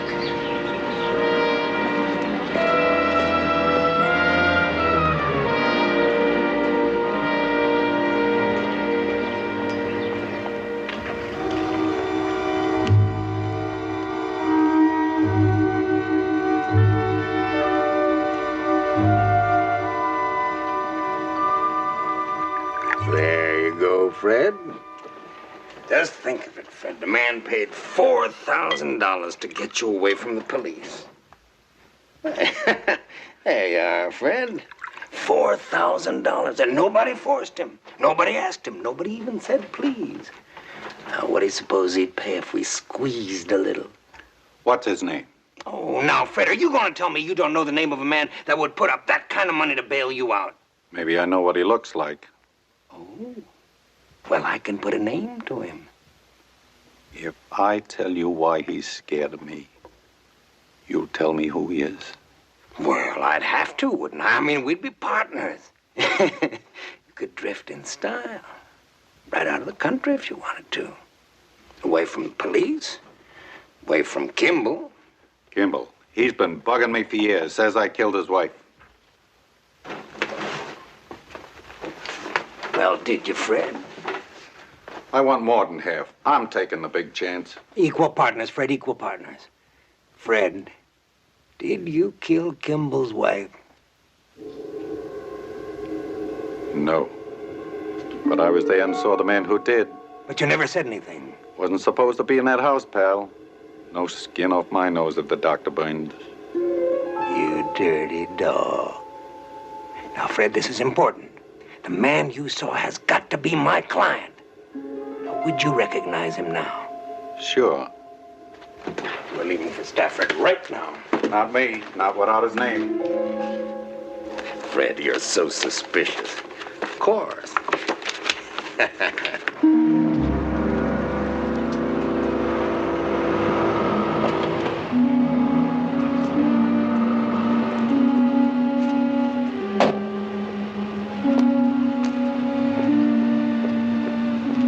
Hey, Jeannie. Hi, Dad. You just parked here trying to pick up some girls? Well, it's a nice night for it. Well, if I see any, I'll tell them you're here, okay? What do they got you working nights? Well, a little moonlighting, you know. Gotta pay off my yacht somehow. Hey, I'm late. I gotta get going. Okay, I'll see you.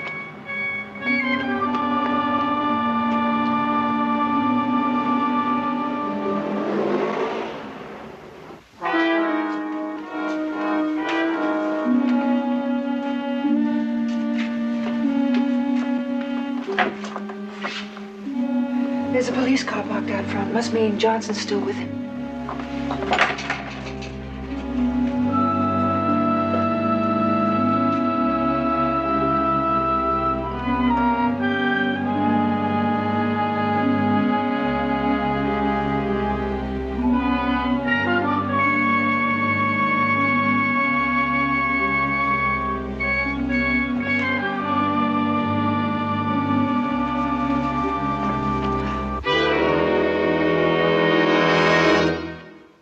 Shut the door.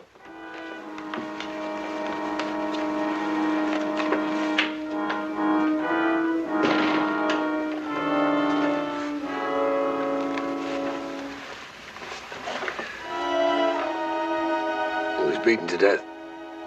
Do you think it was Johnson? Well, he's done it before.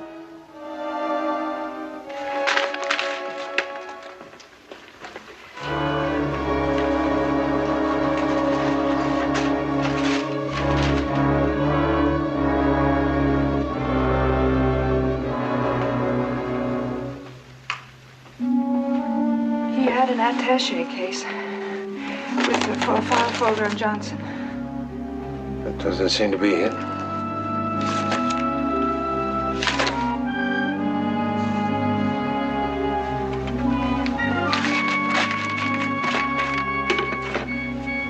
A letter objecting to his phone bill. What's this? Let me see. Speed writing.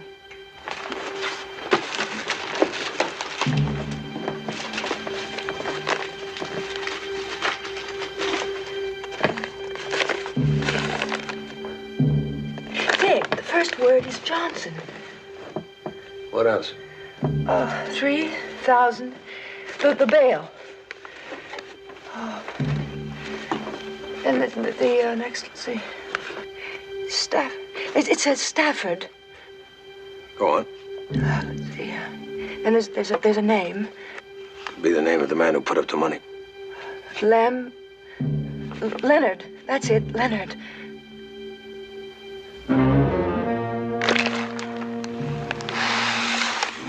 What is it?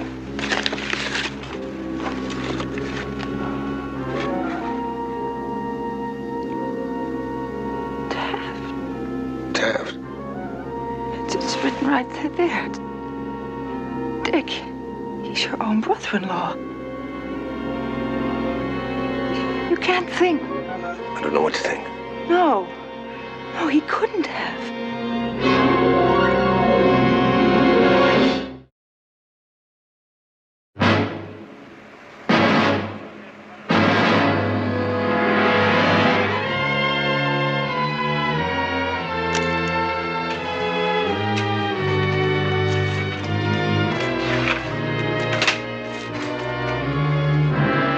Well, we've got the APB out of Johnson.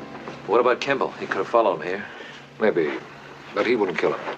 Now, why do you say that? I don't know. I just don't think he did. Well, I'm sorry, sir. We just assumed as long as Howe's car was parked in front, we had the situation under control. And you didn't see anyone leave? No, sir. In fact, while we were there, no one came in or out except Jean. Who? Jean Carlisle.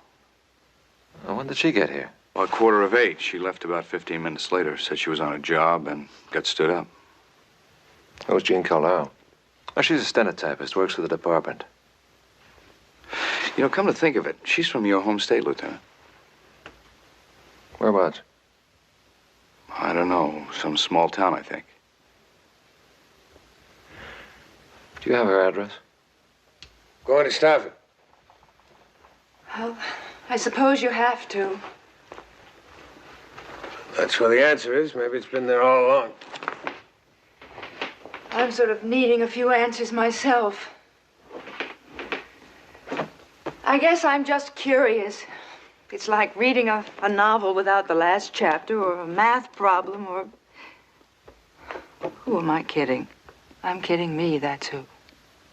I'm not looking at the problem. I'm in it. You don't have to be, Jean. Yes, I do. I'm sorry, Dr. Kimball, but yes, I do. And it doesn't even matter whether you want me to be or not. I want you to be.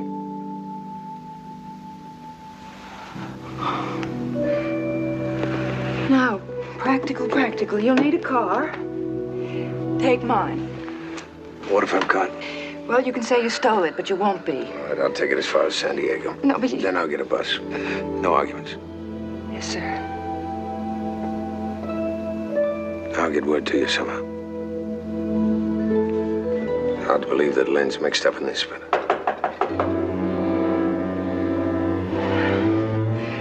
Look, the bedroom.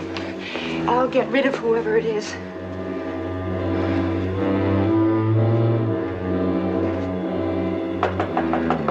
Just a minute.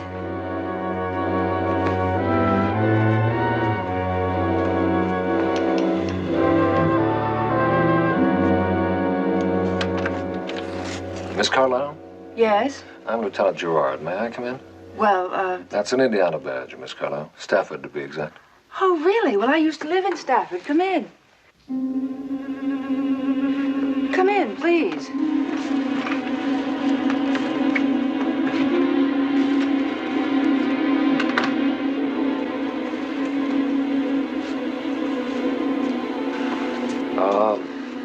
I understand you were working tonight, Miss Carlisle. Well, you are a policeman, aren't you? Well, I thought I was working a deposition. I got there, I waited around, and nobody showed up. A man was killed in that building tonight, just around the time you were there. Oh, gee, I'm sorry. You see anybody at all? No, not a soul. Have you seen Richard Kimball? Dr. Kimball? Well, how would I? I mean, well, let's see. I haven't seen him since, since his trial, I guess. He's here in Los Angeles. He was seen yesterday at the produce market with a young woman. Ah, now I see that's why you're here. I'm a young woman. I was from Stafford. Therefore, I must be hiding Richard Kimball under my bed or someplace. Really, No Lieutenant? one's accusing you of that, Miss Carlisle. Well, I'll tell you the truth, Lieutenant. I'm not even sure I'd know Richard Kimball if I saw him. In that case, I guess I've been wasting my time. And yours, too. Good night. Good night, Lieutenant.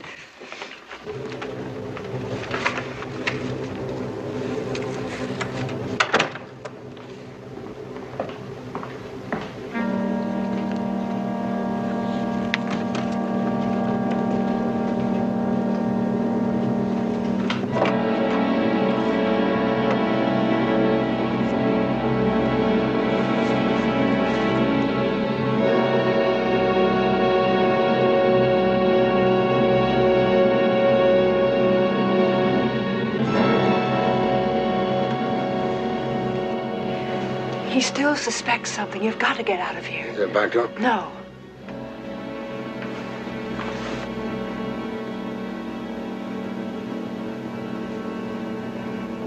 There's one car down there. You take the car and drive away. They'll follow you. Time they get somebody back here, I'll get a cab. Well, how are you going to get out of town? Same way we planned. We drive the car somewhere, leave the keys in it, then take off somewhere. They'll stay with you, not the car. And you take a cab where I've left it. Yeah. Okay, let's see. There's a little art theater, the Little Olympus, on Wilshire and Paxton. I'll park the car on Paxton. I guess I better call the cab.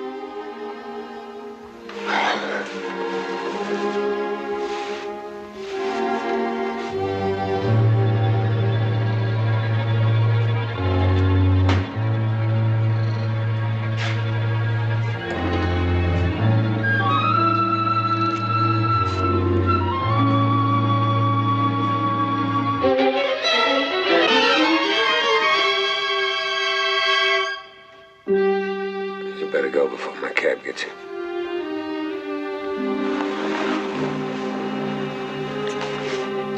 Oh, Dick, I'm going to see you again. Yeah, come on.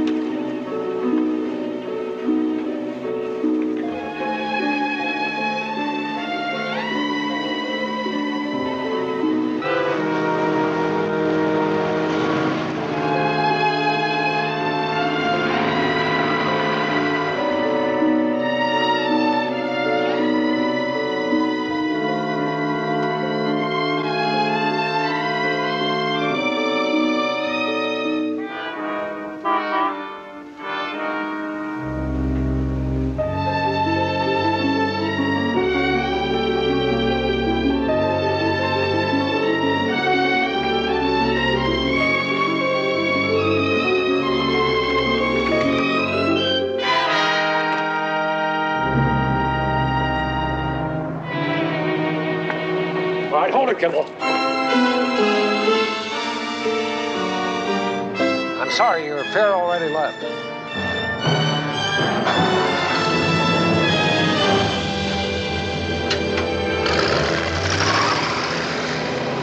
Come on. Hands behind you. Rod, for the first time, I feel I'm really close to something. It had to happen someday. You knew that. I'm sorry. You just ran out of time.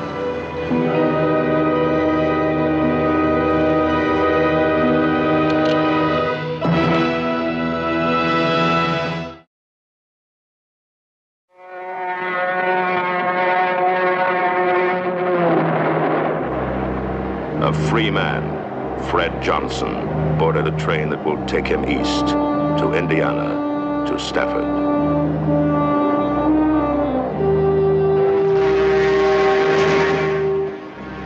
Hours later, two men boarded another train which will bring them to the same destination.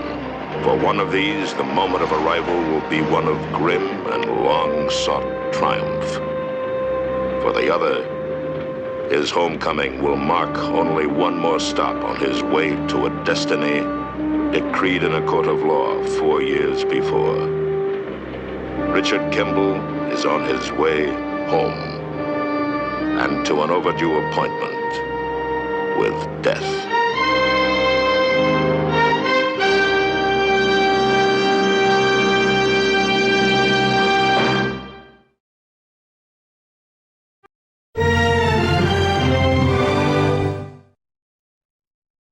The Fugitive, in color.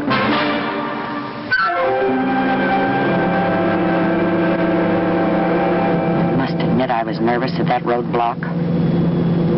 So was I, sister.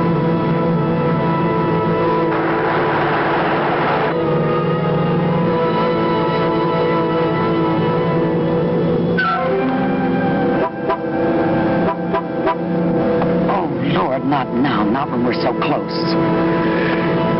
Pull right over there for that alley. He'll be on your side. Maybe I can make a run for it.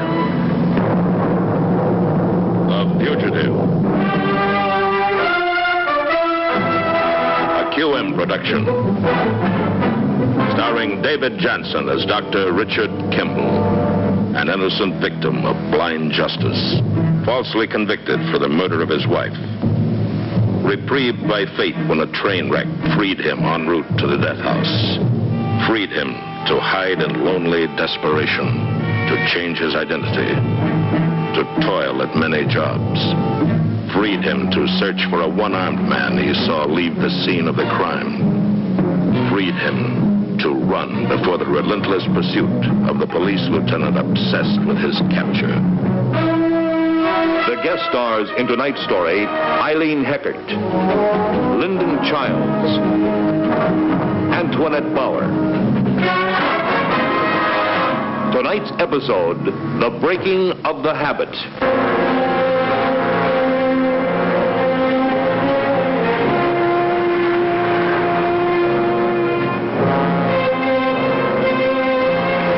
Driver's license, please.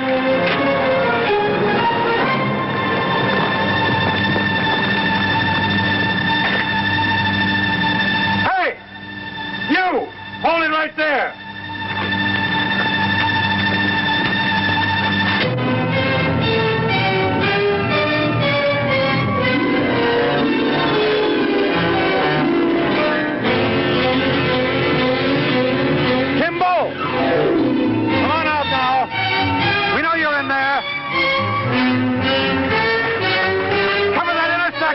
Get going.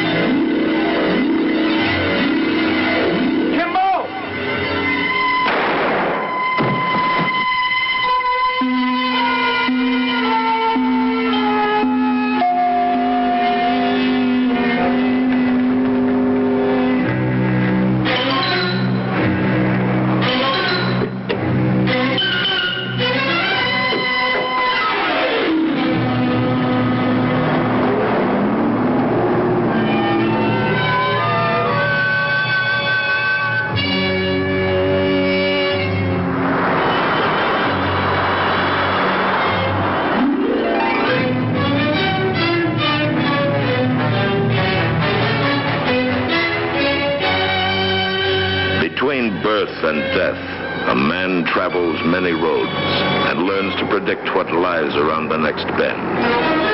But for a fugitive, there are no road maps, only blind instinct, sharpened by the knowledge that every step may be his last.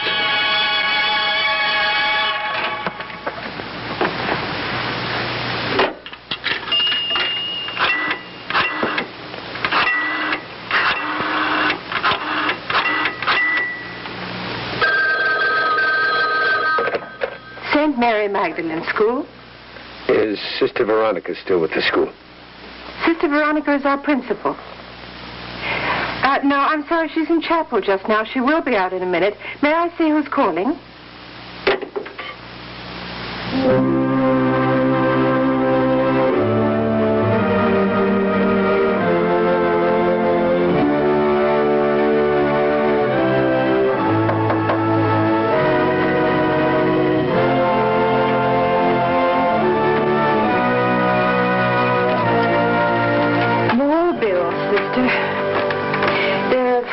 From the Chancery Office, requests for admissions. More admissions. We don't have the funds or the facilities to take care of the ones we have. And the plumbing bill from Connor and Sons, the third billing, Sister. Thank you, Sister. I'm aware of the count. Susan Fuller locked herself in her room this morning. When the lock was forced, she refused breakfast. She's on a hunger strike. She is getting too much attention. If she's not hungry at lunch, allow her to go back to her room and lock herself in again. Yes, Sister. And Mr. Macklin, the juvenile officer, called... They found Vicky. Yes. They're bringing her right over. Send her to me the minute she arrives. Thank you. Yes.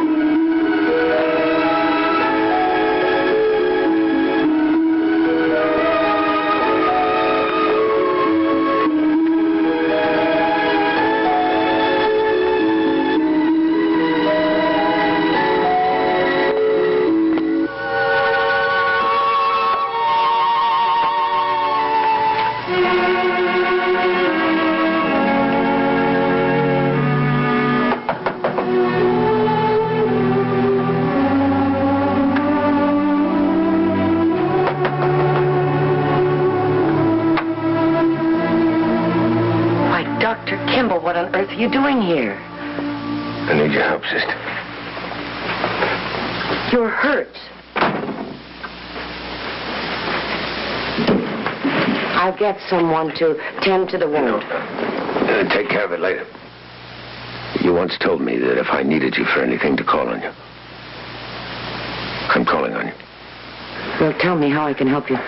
Johnson, the one-armed man killed my wife. Remember, I told you. I remember. You found him? I think so. See, I got tired of just looking, just trusting to luck. So I saved up enough money to buy some information. Buy information? Anyway, I bought this. That was taken 2 days ago in Tarleton. He's in the numbers racket. He's a runner, I think. A runner? Well, he carries money, makes collections. Well, then if you know where he is... But I can't prove anything with the photograph.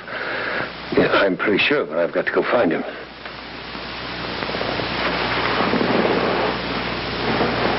Well, Tarleton is a large town. I know, I was on my way there. The man that sold me the information decided to collect twice. He sold the information to me, and then he sold me to the police. They were waiting for me when I got there. That's how I got shot in the leg. Here, hold this. Here's another picture. Here's a clearer picture.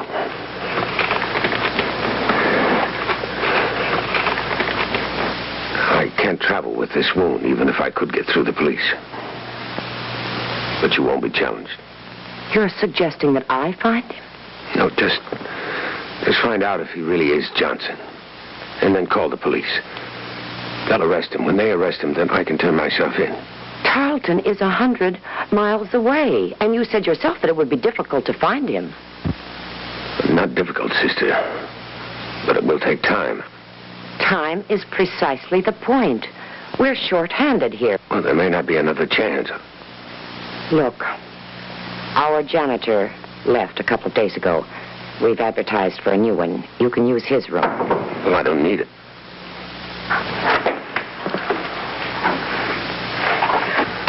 Sister, you asked to see Victoria when she came in. What's all the fuss about? Did you see if she's had her breakfast? I felt I could always stand lectures better on a full stomach. I'll have something sent up from the cafeteria. And then come back here. Yes, sister.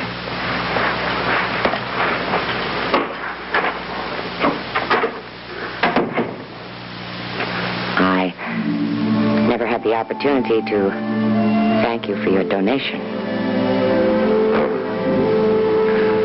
While I was in San Francisco, I read in the paper about the school needing money. That was only $5, all I had. And it was doubly generous. What we were talking about, sister? About my going into Tarleton. You still have the same car? No. But there'll always be a special place in my heart for that old wreck. Quite all right. It's an enchanted voyage. You happy? Well, there are problems, but I'm doing what I was meant to do. Yeah, I guess I'm a problem you hadn't counted on. Doctor, I want to help you. You must believe that. Sister, would you please take Mr... I'm sorry, I don't believe you told me your name. Marlowe. Marlowe. No, I'm just leaving. Nonsense. Sister, please take Mr. Marlowe to the janitor's quarters. Sister Angelica is in a disciplined profession, and she's under my authority.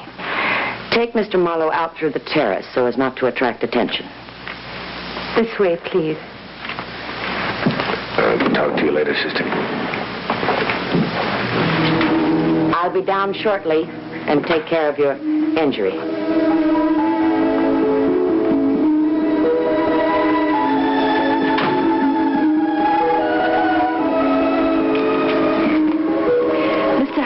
The custodian was with us for 4 months, but there was some trouble with one of the girls, and he left this week. It's not difficult work, but because of the pay, I suppose it requires a certain amount of devotion. Mr. Veronica's had to make do with so little. Good morning, Victoria. Come in, please. Marie, you're due in class. Don't you want the guards to frisk me first?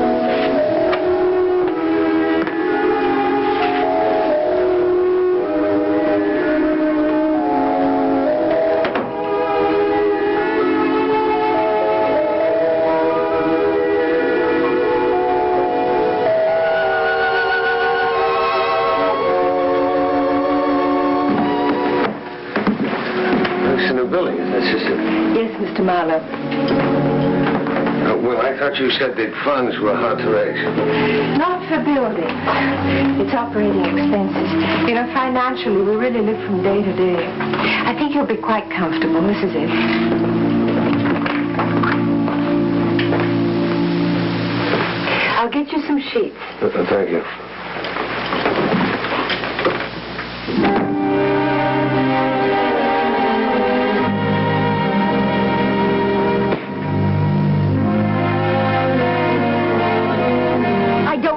What happened.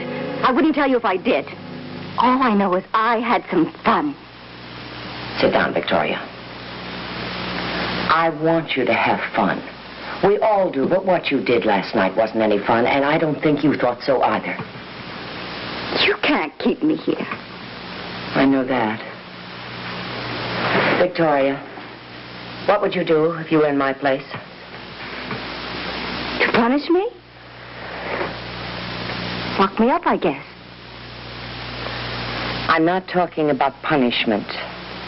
And the only locks that help people are the ones they turn themselves. There's no punishment as dreadful as the punishment you give yourself. What's that supposed to mean? I am talking about last night. And the same company you have been keeping. You are on probation. Don't you realize if they pick you up again, there is nothing we can do? I was clean. They didn't find anything on me. This school can help you if you will just give us a chance. I get the top grades without cracking a book. You do study. I think you cheat a little bit on that image that you have built. But I'm not talking about that because learning means more than that. When you have a brilliant mind, you have a special obligation. Intelligence is like good health. It's a special gift. And Victoria, the way you're going to ruin both. They're mine. I'll do what I want with them. I just want to get out of here. All right. I'll call your father and see if he has anything else to Please, suggest. don't call him. He's had enough trouble already. From her. Then why do you want to add to your father's burden? Your mother has... She stopped being my mother when she ran away. The only reason she came back was because the guy walked out on her.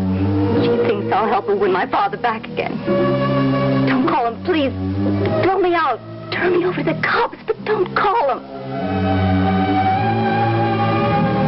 I want you to ask yourself a question.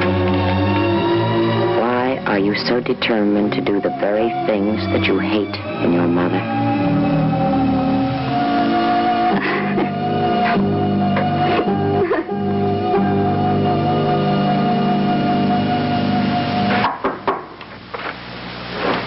Come in, sister. Are you looking for someone? What's your name? Is there something you want? I used to come and talk to the other custodian. The other custodian used to lie down a lot. Is that part of the job? What's the difference between a custodian and a janitor? Well, I don't know, but I do think that. My friend Vicky says that the difference is about $1 an hour. But I doubt if it's that much difference in this job because everything here's run so cheap. That's why they've got the nuns. Vicky calls it sanctified slave labor. What's wrong with your leg? Look, can't we have this talk some other time? I don't feel very well right now. A hangover? The other custodian used to drink wine. He had a big bottle he used to keep under the bed. He'd let me take a drink sometimes. Look, What's so special about the pictures? look, would you please go? Marie, what are you doing here? The door was open. You know this room is out of bounds. I know, but the other custodian left, and I thought maybe a burglar got in. Well, now that you know it isn't a burglar, suppose you get about your business. Father Taylor is looking for you. Yes, sister. The linen, sister. Thank you. Any chance of getting a newspaper? I already looked. The story's on the front page. I'll get a copy over to you later.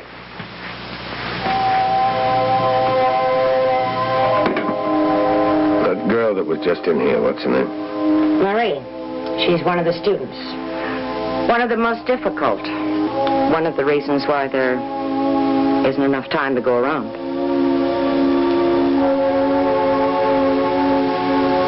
Well, does that mean you're not going to help me? I'll get the first aid kit. There must be something that we can do about your wound. I didn't come here about the wound. Doctor, you can't stay here indefinitely. The paper carries a description of you that's accurate, even if the photograph isn't.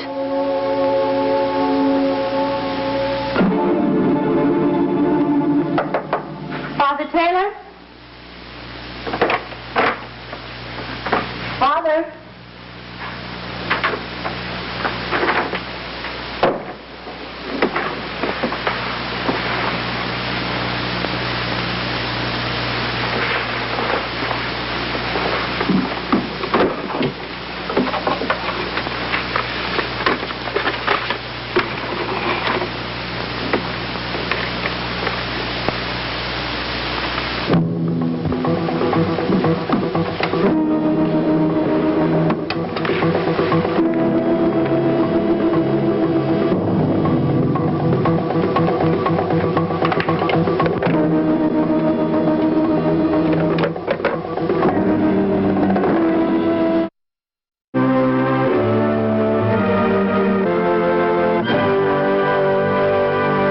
Sister, I know I have no special claim on you.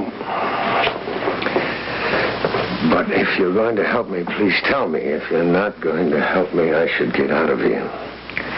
Doctor, I would like to help you, but you expect me to go off on some wild James Bond project that is going to take me away from my work, away from the school. It's not that difficult.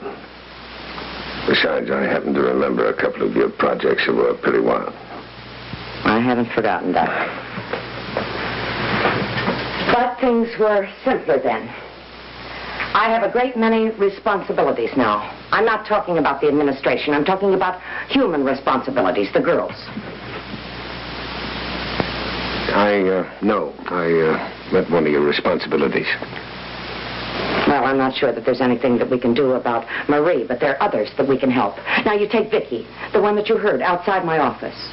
Oh, look, Doctor, it's not that I've changed or that I'm any the less grateful for the help that you once gave me, but, well, I find that I have to budget my time now very carefully. I do have responsibility. I understand. Well, I understand, sister. You are not being fair, Doctor. 2 years ago, you didn't even know if you were going to stay in the church. Now your responsibilities prevent you from even giving me 2 hours of your time. Well, I suppose from your standpoint, I deserve that. I'm sorry. No, I'm sorry, sister. I truly am. I know you'd help me if you could. Well, I'll leave as soon as it gets dark. All right, I'll try. Only it has to be within a day's time. Now, maybe I should get Father Taylor. He's had experience with the Army. Enough people know I've been around here. They've seen me. All right, well, suppose that I find this one-armed man of yours. Then what am I supposed to do? Call the police. They should arrest him because of his involvement in the numbers racket. And then I call Lieutenant Gerard in Indiana. Give myself up. Wait for the trial. That's all there is to it. Good luck, sister. We were lucky before. Let's go!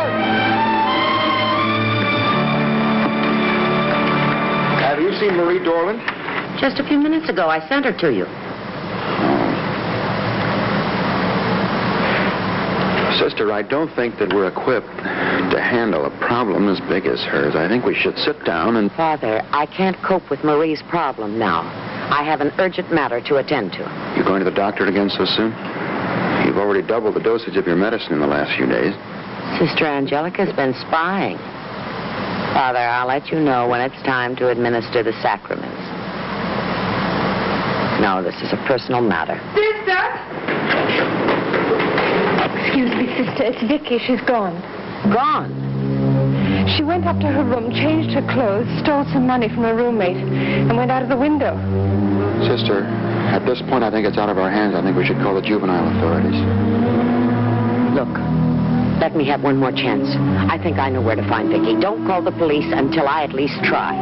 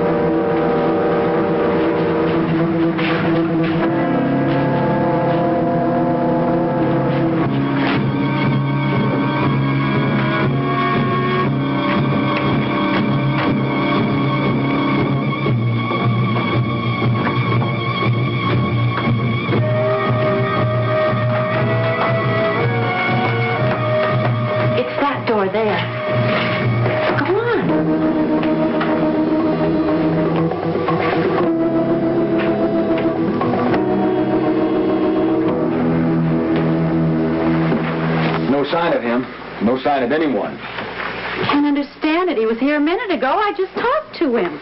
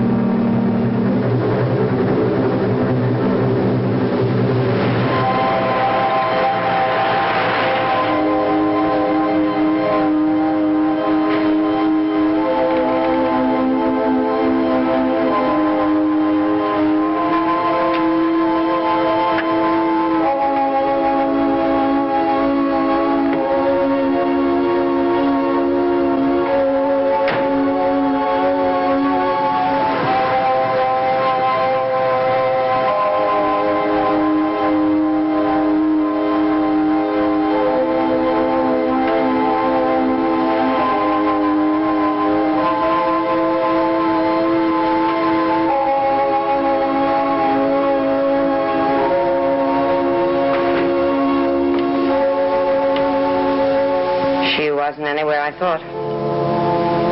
I failed.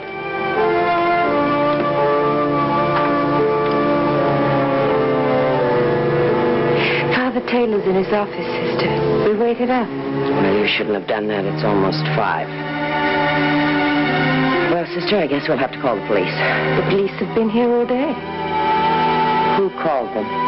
They were looking for a fugitive, a convicted murderer, a Dr. Richard Kimball. Did they find him? Disappeared. I broke my promise to him, but thank God he got away. The police say they're not worried. The way he's bleeding, they think he won't get far.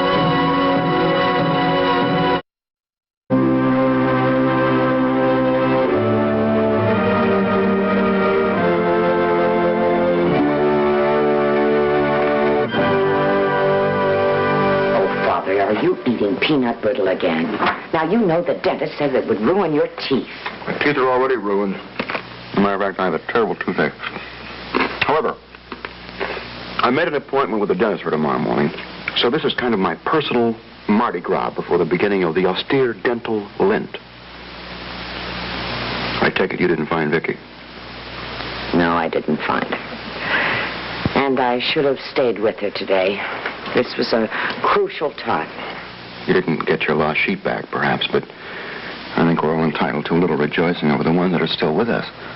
You have a whole school full of girls who didn't run away. Girls you are helping. Thank you, sister.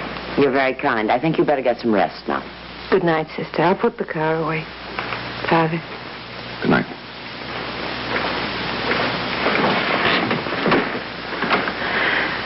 Well, we've had quite a busy day around here. Cops and robbers. The police are looking for the new janitor. They seem to think that he's a wanted man, a criminal. The police are right. He's Dr. Richard Kimball.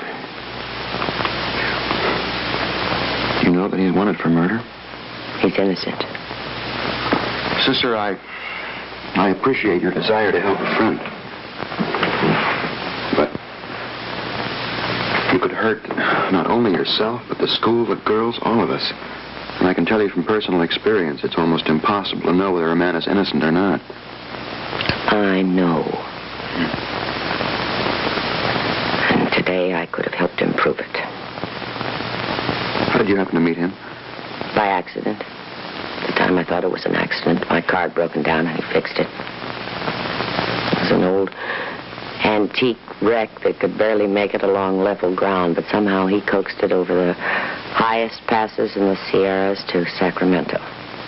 Were you aware of the fact that you were aiding a fugitive to escape? Oh, no, Father. I was the fugitive. I was a fugitive from God.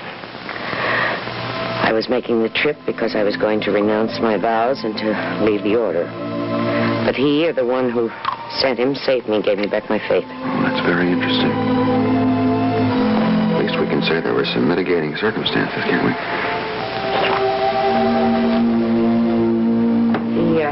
He came to me for help today. He asked me to simply run a simple errand that could have helped him, and then I learned about Vicky, and I chose to help her instead. 2 demands were made on me. They were both desperate, and I chose Vicky. Thank you. Reminds me of the fable about the dog crossing a bridge with a bone. He looks down, and he sees his reflection in the water, and so he drops his bone to get the bone of the other dog, and of course his bone sinks. Aesop's fables, Father. Couldn't you even take an illustration from the Bible? But you're right, of course. I had a decision to make, and I made the wrong one. I wonder if the decision was yours to make. Father, time is running out for me. Now, I have to apportion it where I think it will do the most good. But of course, without Dr. Kimball, you would have renounced your vows and given up your order, wouldn't you? So in a sense, he has given you all the time that you have left. I think that he is justified in asking you to give some of that time back.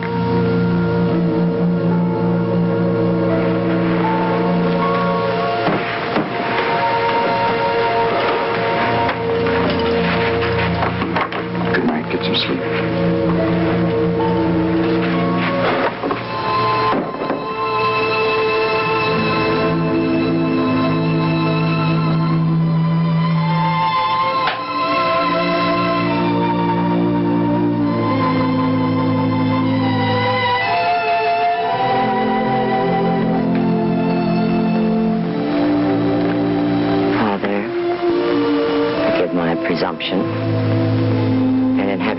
one who's in desperate need. Forgive me for having made a mess of things, even though I had good intentions. They told me that you had gone, that you'd escaped. The police are still patrolling. That girl Maria turned me in. Sit down. I hid in the school and made my way to the roof. I couldn't leave until I spoke to you. No luck. You didn't find Johnson. Doctor, you must understand. When Vicky came to us 6 months ago, she was completely withdrawn. Sister, did you find Johnson? If she stays in the place where she is now, she's going to get into terrible trouble. I didn't ask you that. I asked you if you found Johnson. I was on my way to Tarleton. I found out Vicky had just run away, and so I tried to find her. I wasted the whole day. She couldn't be found. You didn't even go to Tarleton.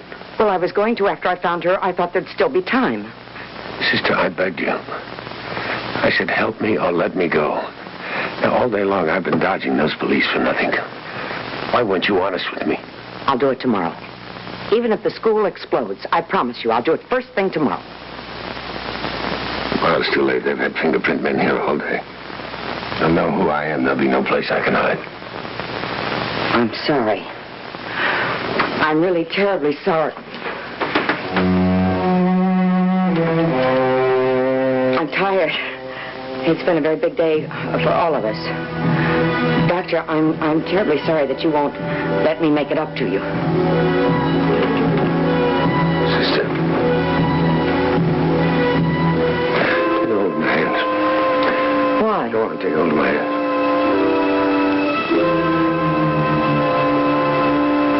Squeeze. Very hard, both at the same time. Look, Doctor, I'm very tired. Please. Have you seen a doctor?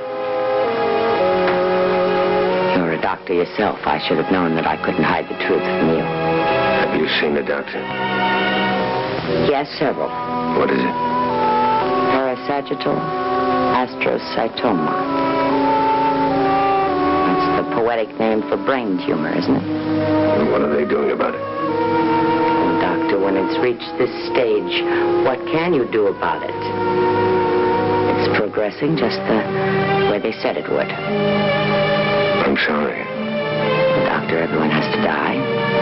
And there might be a certain advantage in knowing when. They said it would be 3 months, and that was quite some time ago. The only thing is the lack of time. There's so much to do and so little time to do it in. Now we're going to Tarleton. I'm going to get you a jacket from Father Taylor. Good luck, sister. Doctor, your problem is so little faith. Now you're going to ride in the trunk. Get in, Doctor.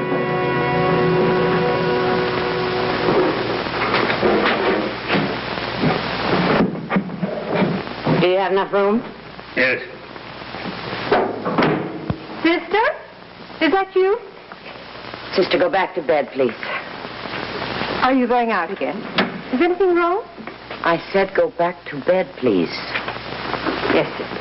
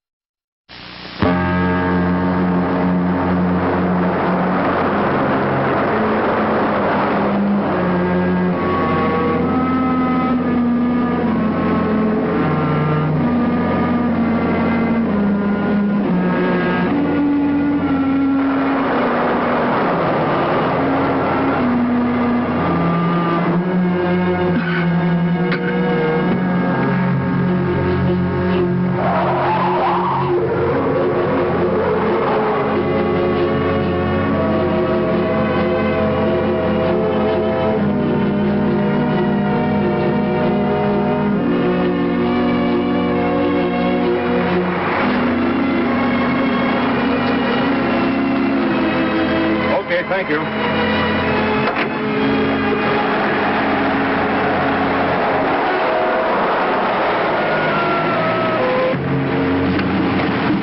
Anything wrong, officer? Oh, routine check. We're looking for a criminal. I hope I don't qualify. You're all alone? My religion teaches me that we are never alone. I see what you mean. Well, I don't recall any wanted posters with your picture on them. Anyway, it's a man we're looking for. Go ahead, sister.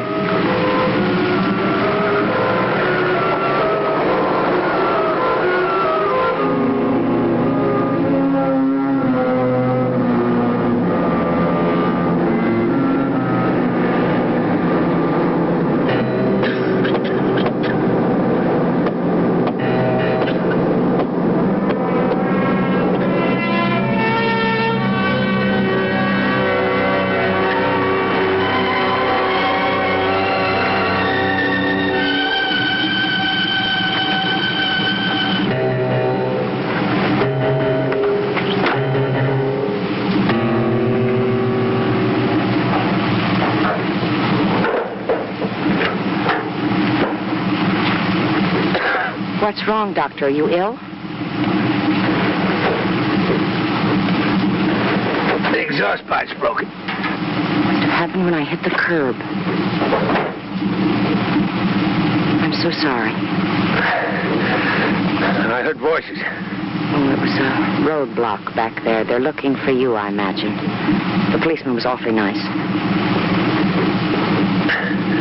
Well, now that we're through the roadblock, I think I'll ride up front for a while. I can't ride back here.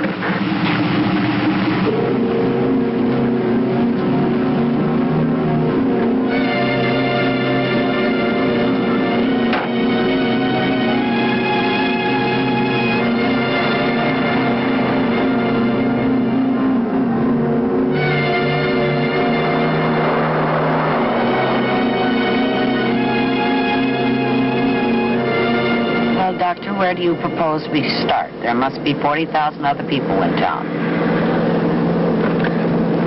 Well, this picture was taken in a cafe.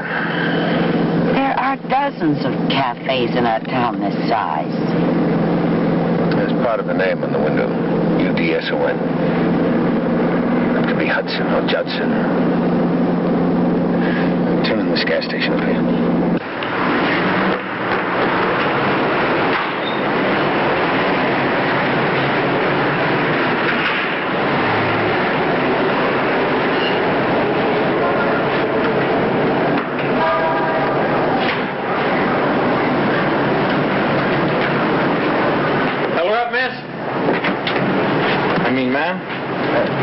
Lady? No, thank you. I just want to use your telephone.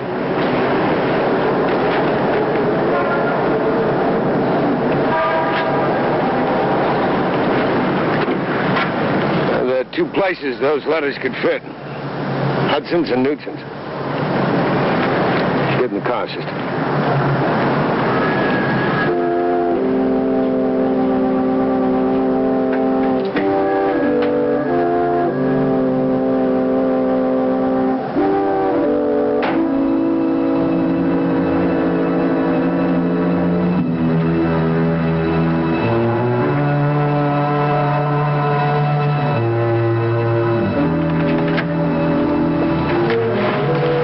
Just one block to the right, then turn left in the middle of the block.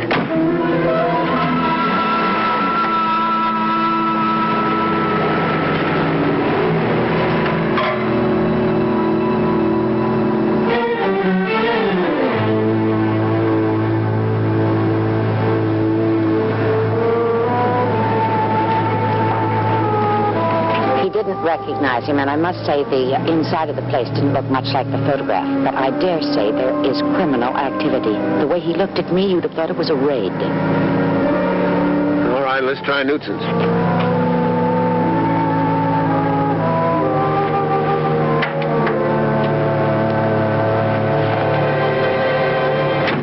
On the other side of town, we'll turn right down here to the next block.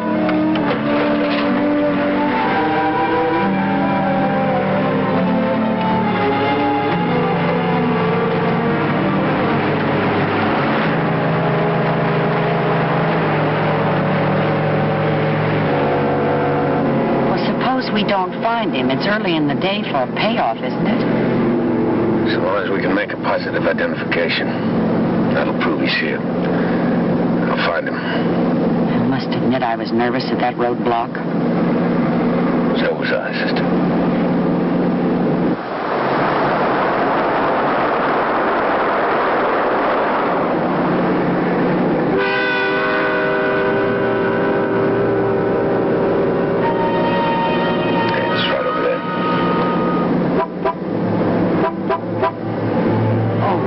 Not now, not when we're so close.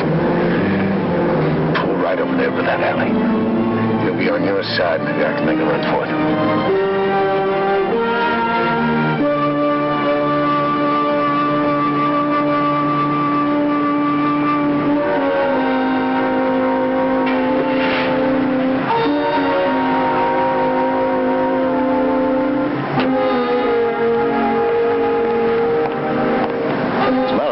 Stop signs? I'm sorry, officer. I didn't notice. Can I see your license, please? Oh, yes. Of course. Would you take it out of the corner, please? Thank you. Are you from Sacramento? St. Mary Magdalene School. You know, sister, that outfit doesn't entitle you to break the law. Are you from the school? Officer, if you don't mind, we're in a great hurry. Yeah, I know. Father Taylor has a toothache, and his dentist is here in Taunton. Oh. It's all the peanut brittle that he eats. I keep telling him again and again, but, well, after all, a priest is a man, and you know how men are. Yeah, I guess so. Well, sister, I don't want to give you a ticket. Or will you take it easy?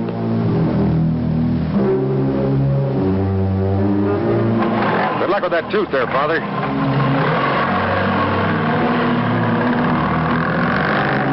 By the way, you've got a bad exhaust here. If I were you, I'd get it fixed, because they can be pretty dangerous.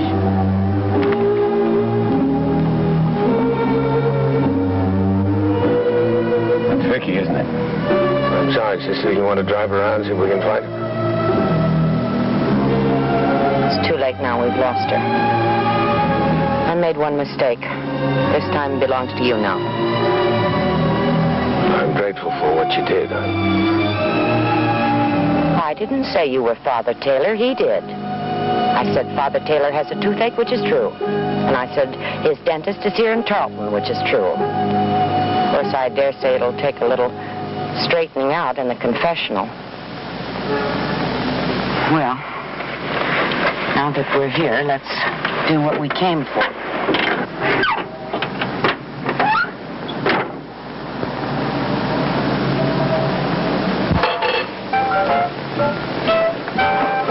Pardon me. I'm looking for a man who makes payoffs. You got a winner, sister? I'm looking for this man. Him. You're in real trouble, sister. Pardon? Lots of people looking for that guy. He left. Ran out and took the bag with him. You mean he's not in town anymore? It better not be any place in this state. When did he leave? This morning. Close as anyone can figure it.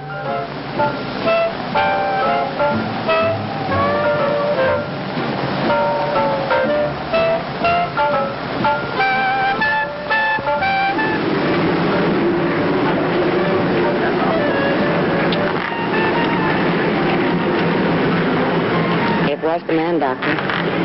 He left here this morning. I'm sorry. I've lost both you and Vicky. Sister, I'm very sorry about Vicky. I know how hard you fought for her. I know how hard you fought for the school, too. I'm afraid Sister Angelica exaggerates. Doctor, what will you do now? Go on, do what I have to do, I am. How about you? Same. I'll do what I have to do for as long as I can. Well, Doctor, we won't be seeing each other again. I remember you in my prayers.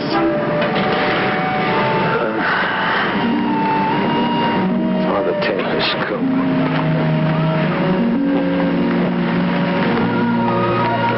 I hope you find what you're looking for.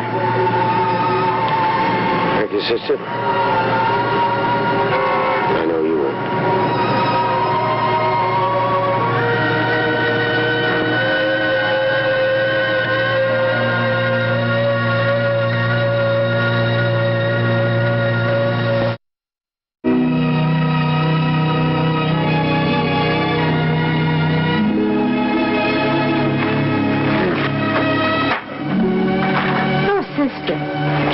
want a cup of coffee.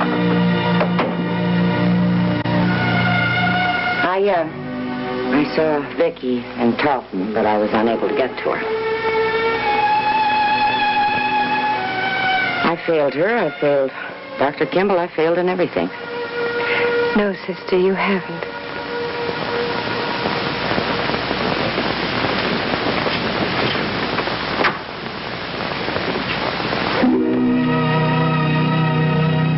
Vicky came back voluntarily. Why not? I mean, what makes you think it's so great outside? Anyhow, I thought maybe I'd give you guys another chance. Now, may I go to my room?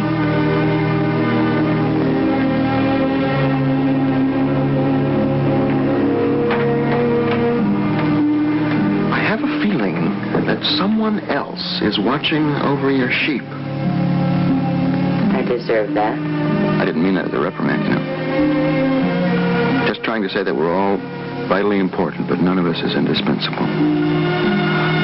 Or maybe it's God's way of saying that I should get on about the business of dying. Oh, sister, I don't read it that way at all. We need every second of your time. The world was here before we came, and it's going to be here after we're gone. And with the time we're given, we can only do our best and leave the rest to God. Once again, I owe a debt of gratitude to Dr. Kimball.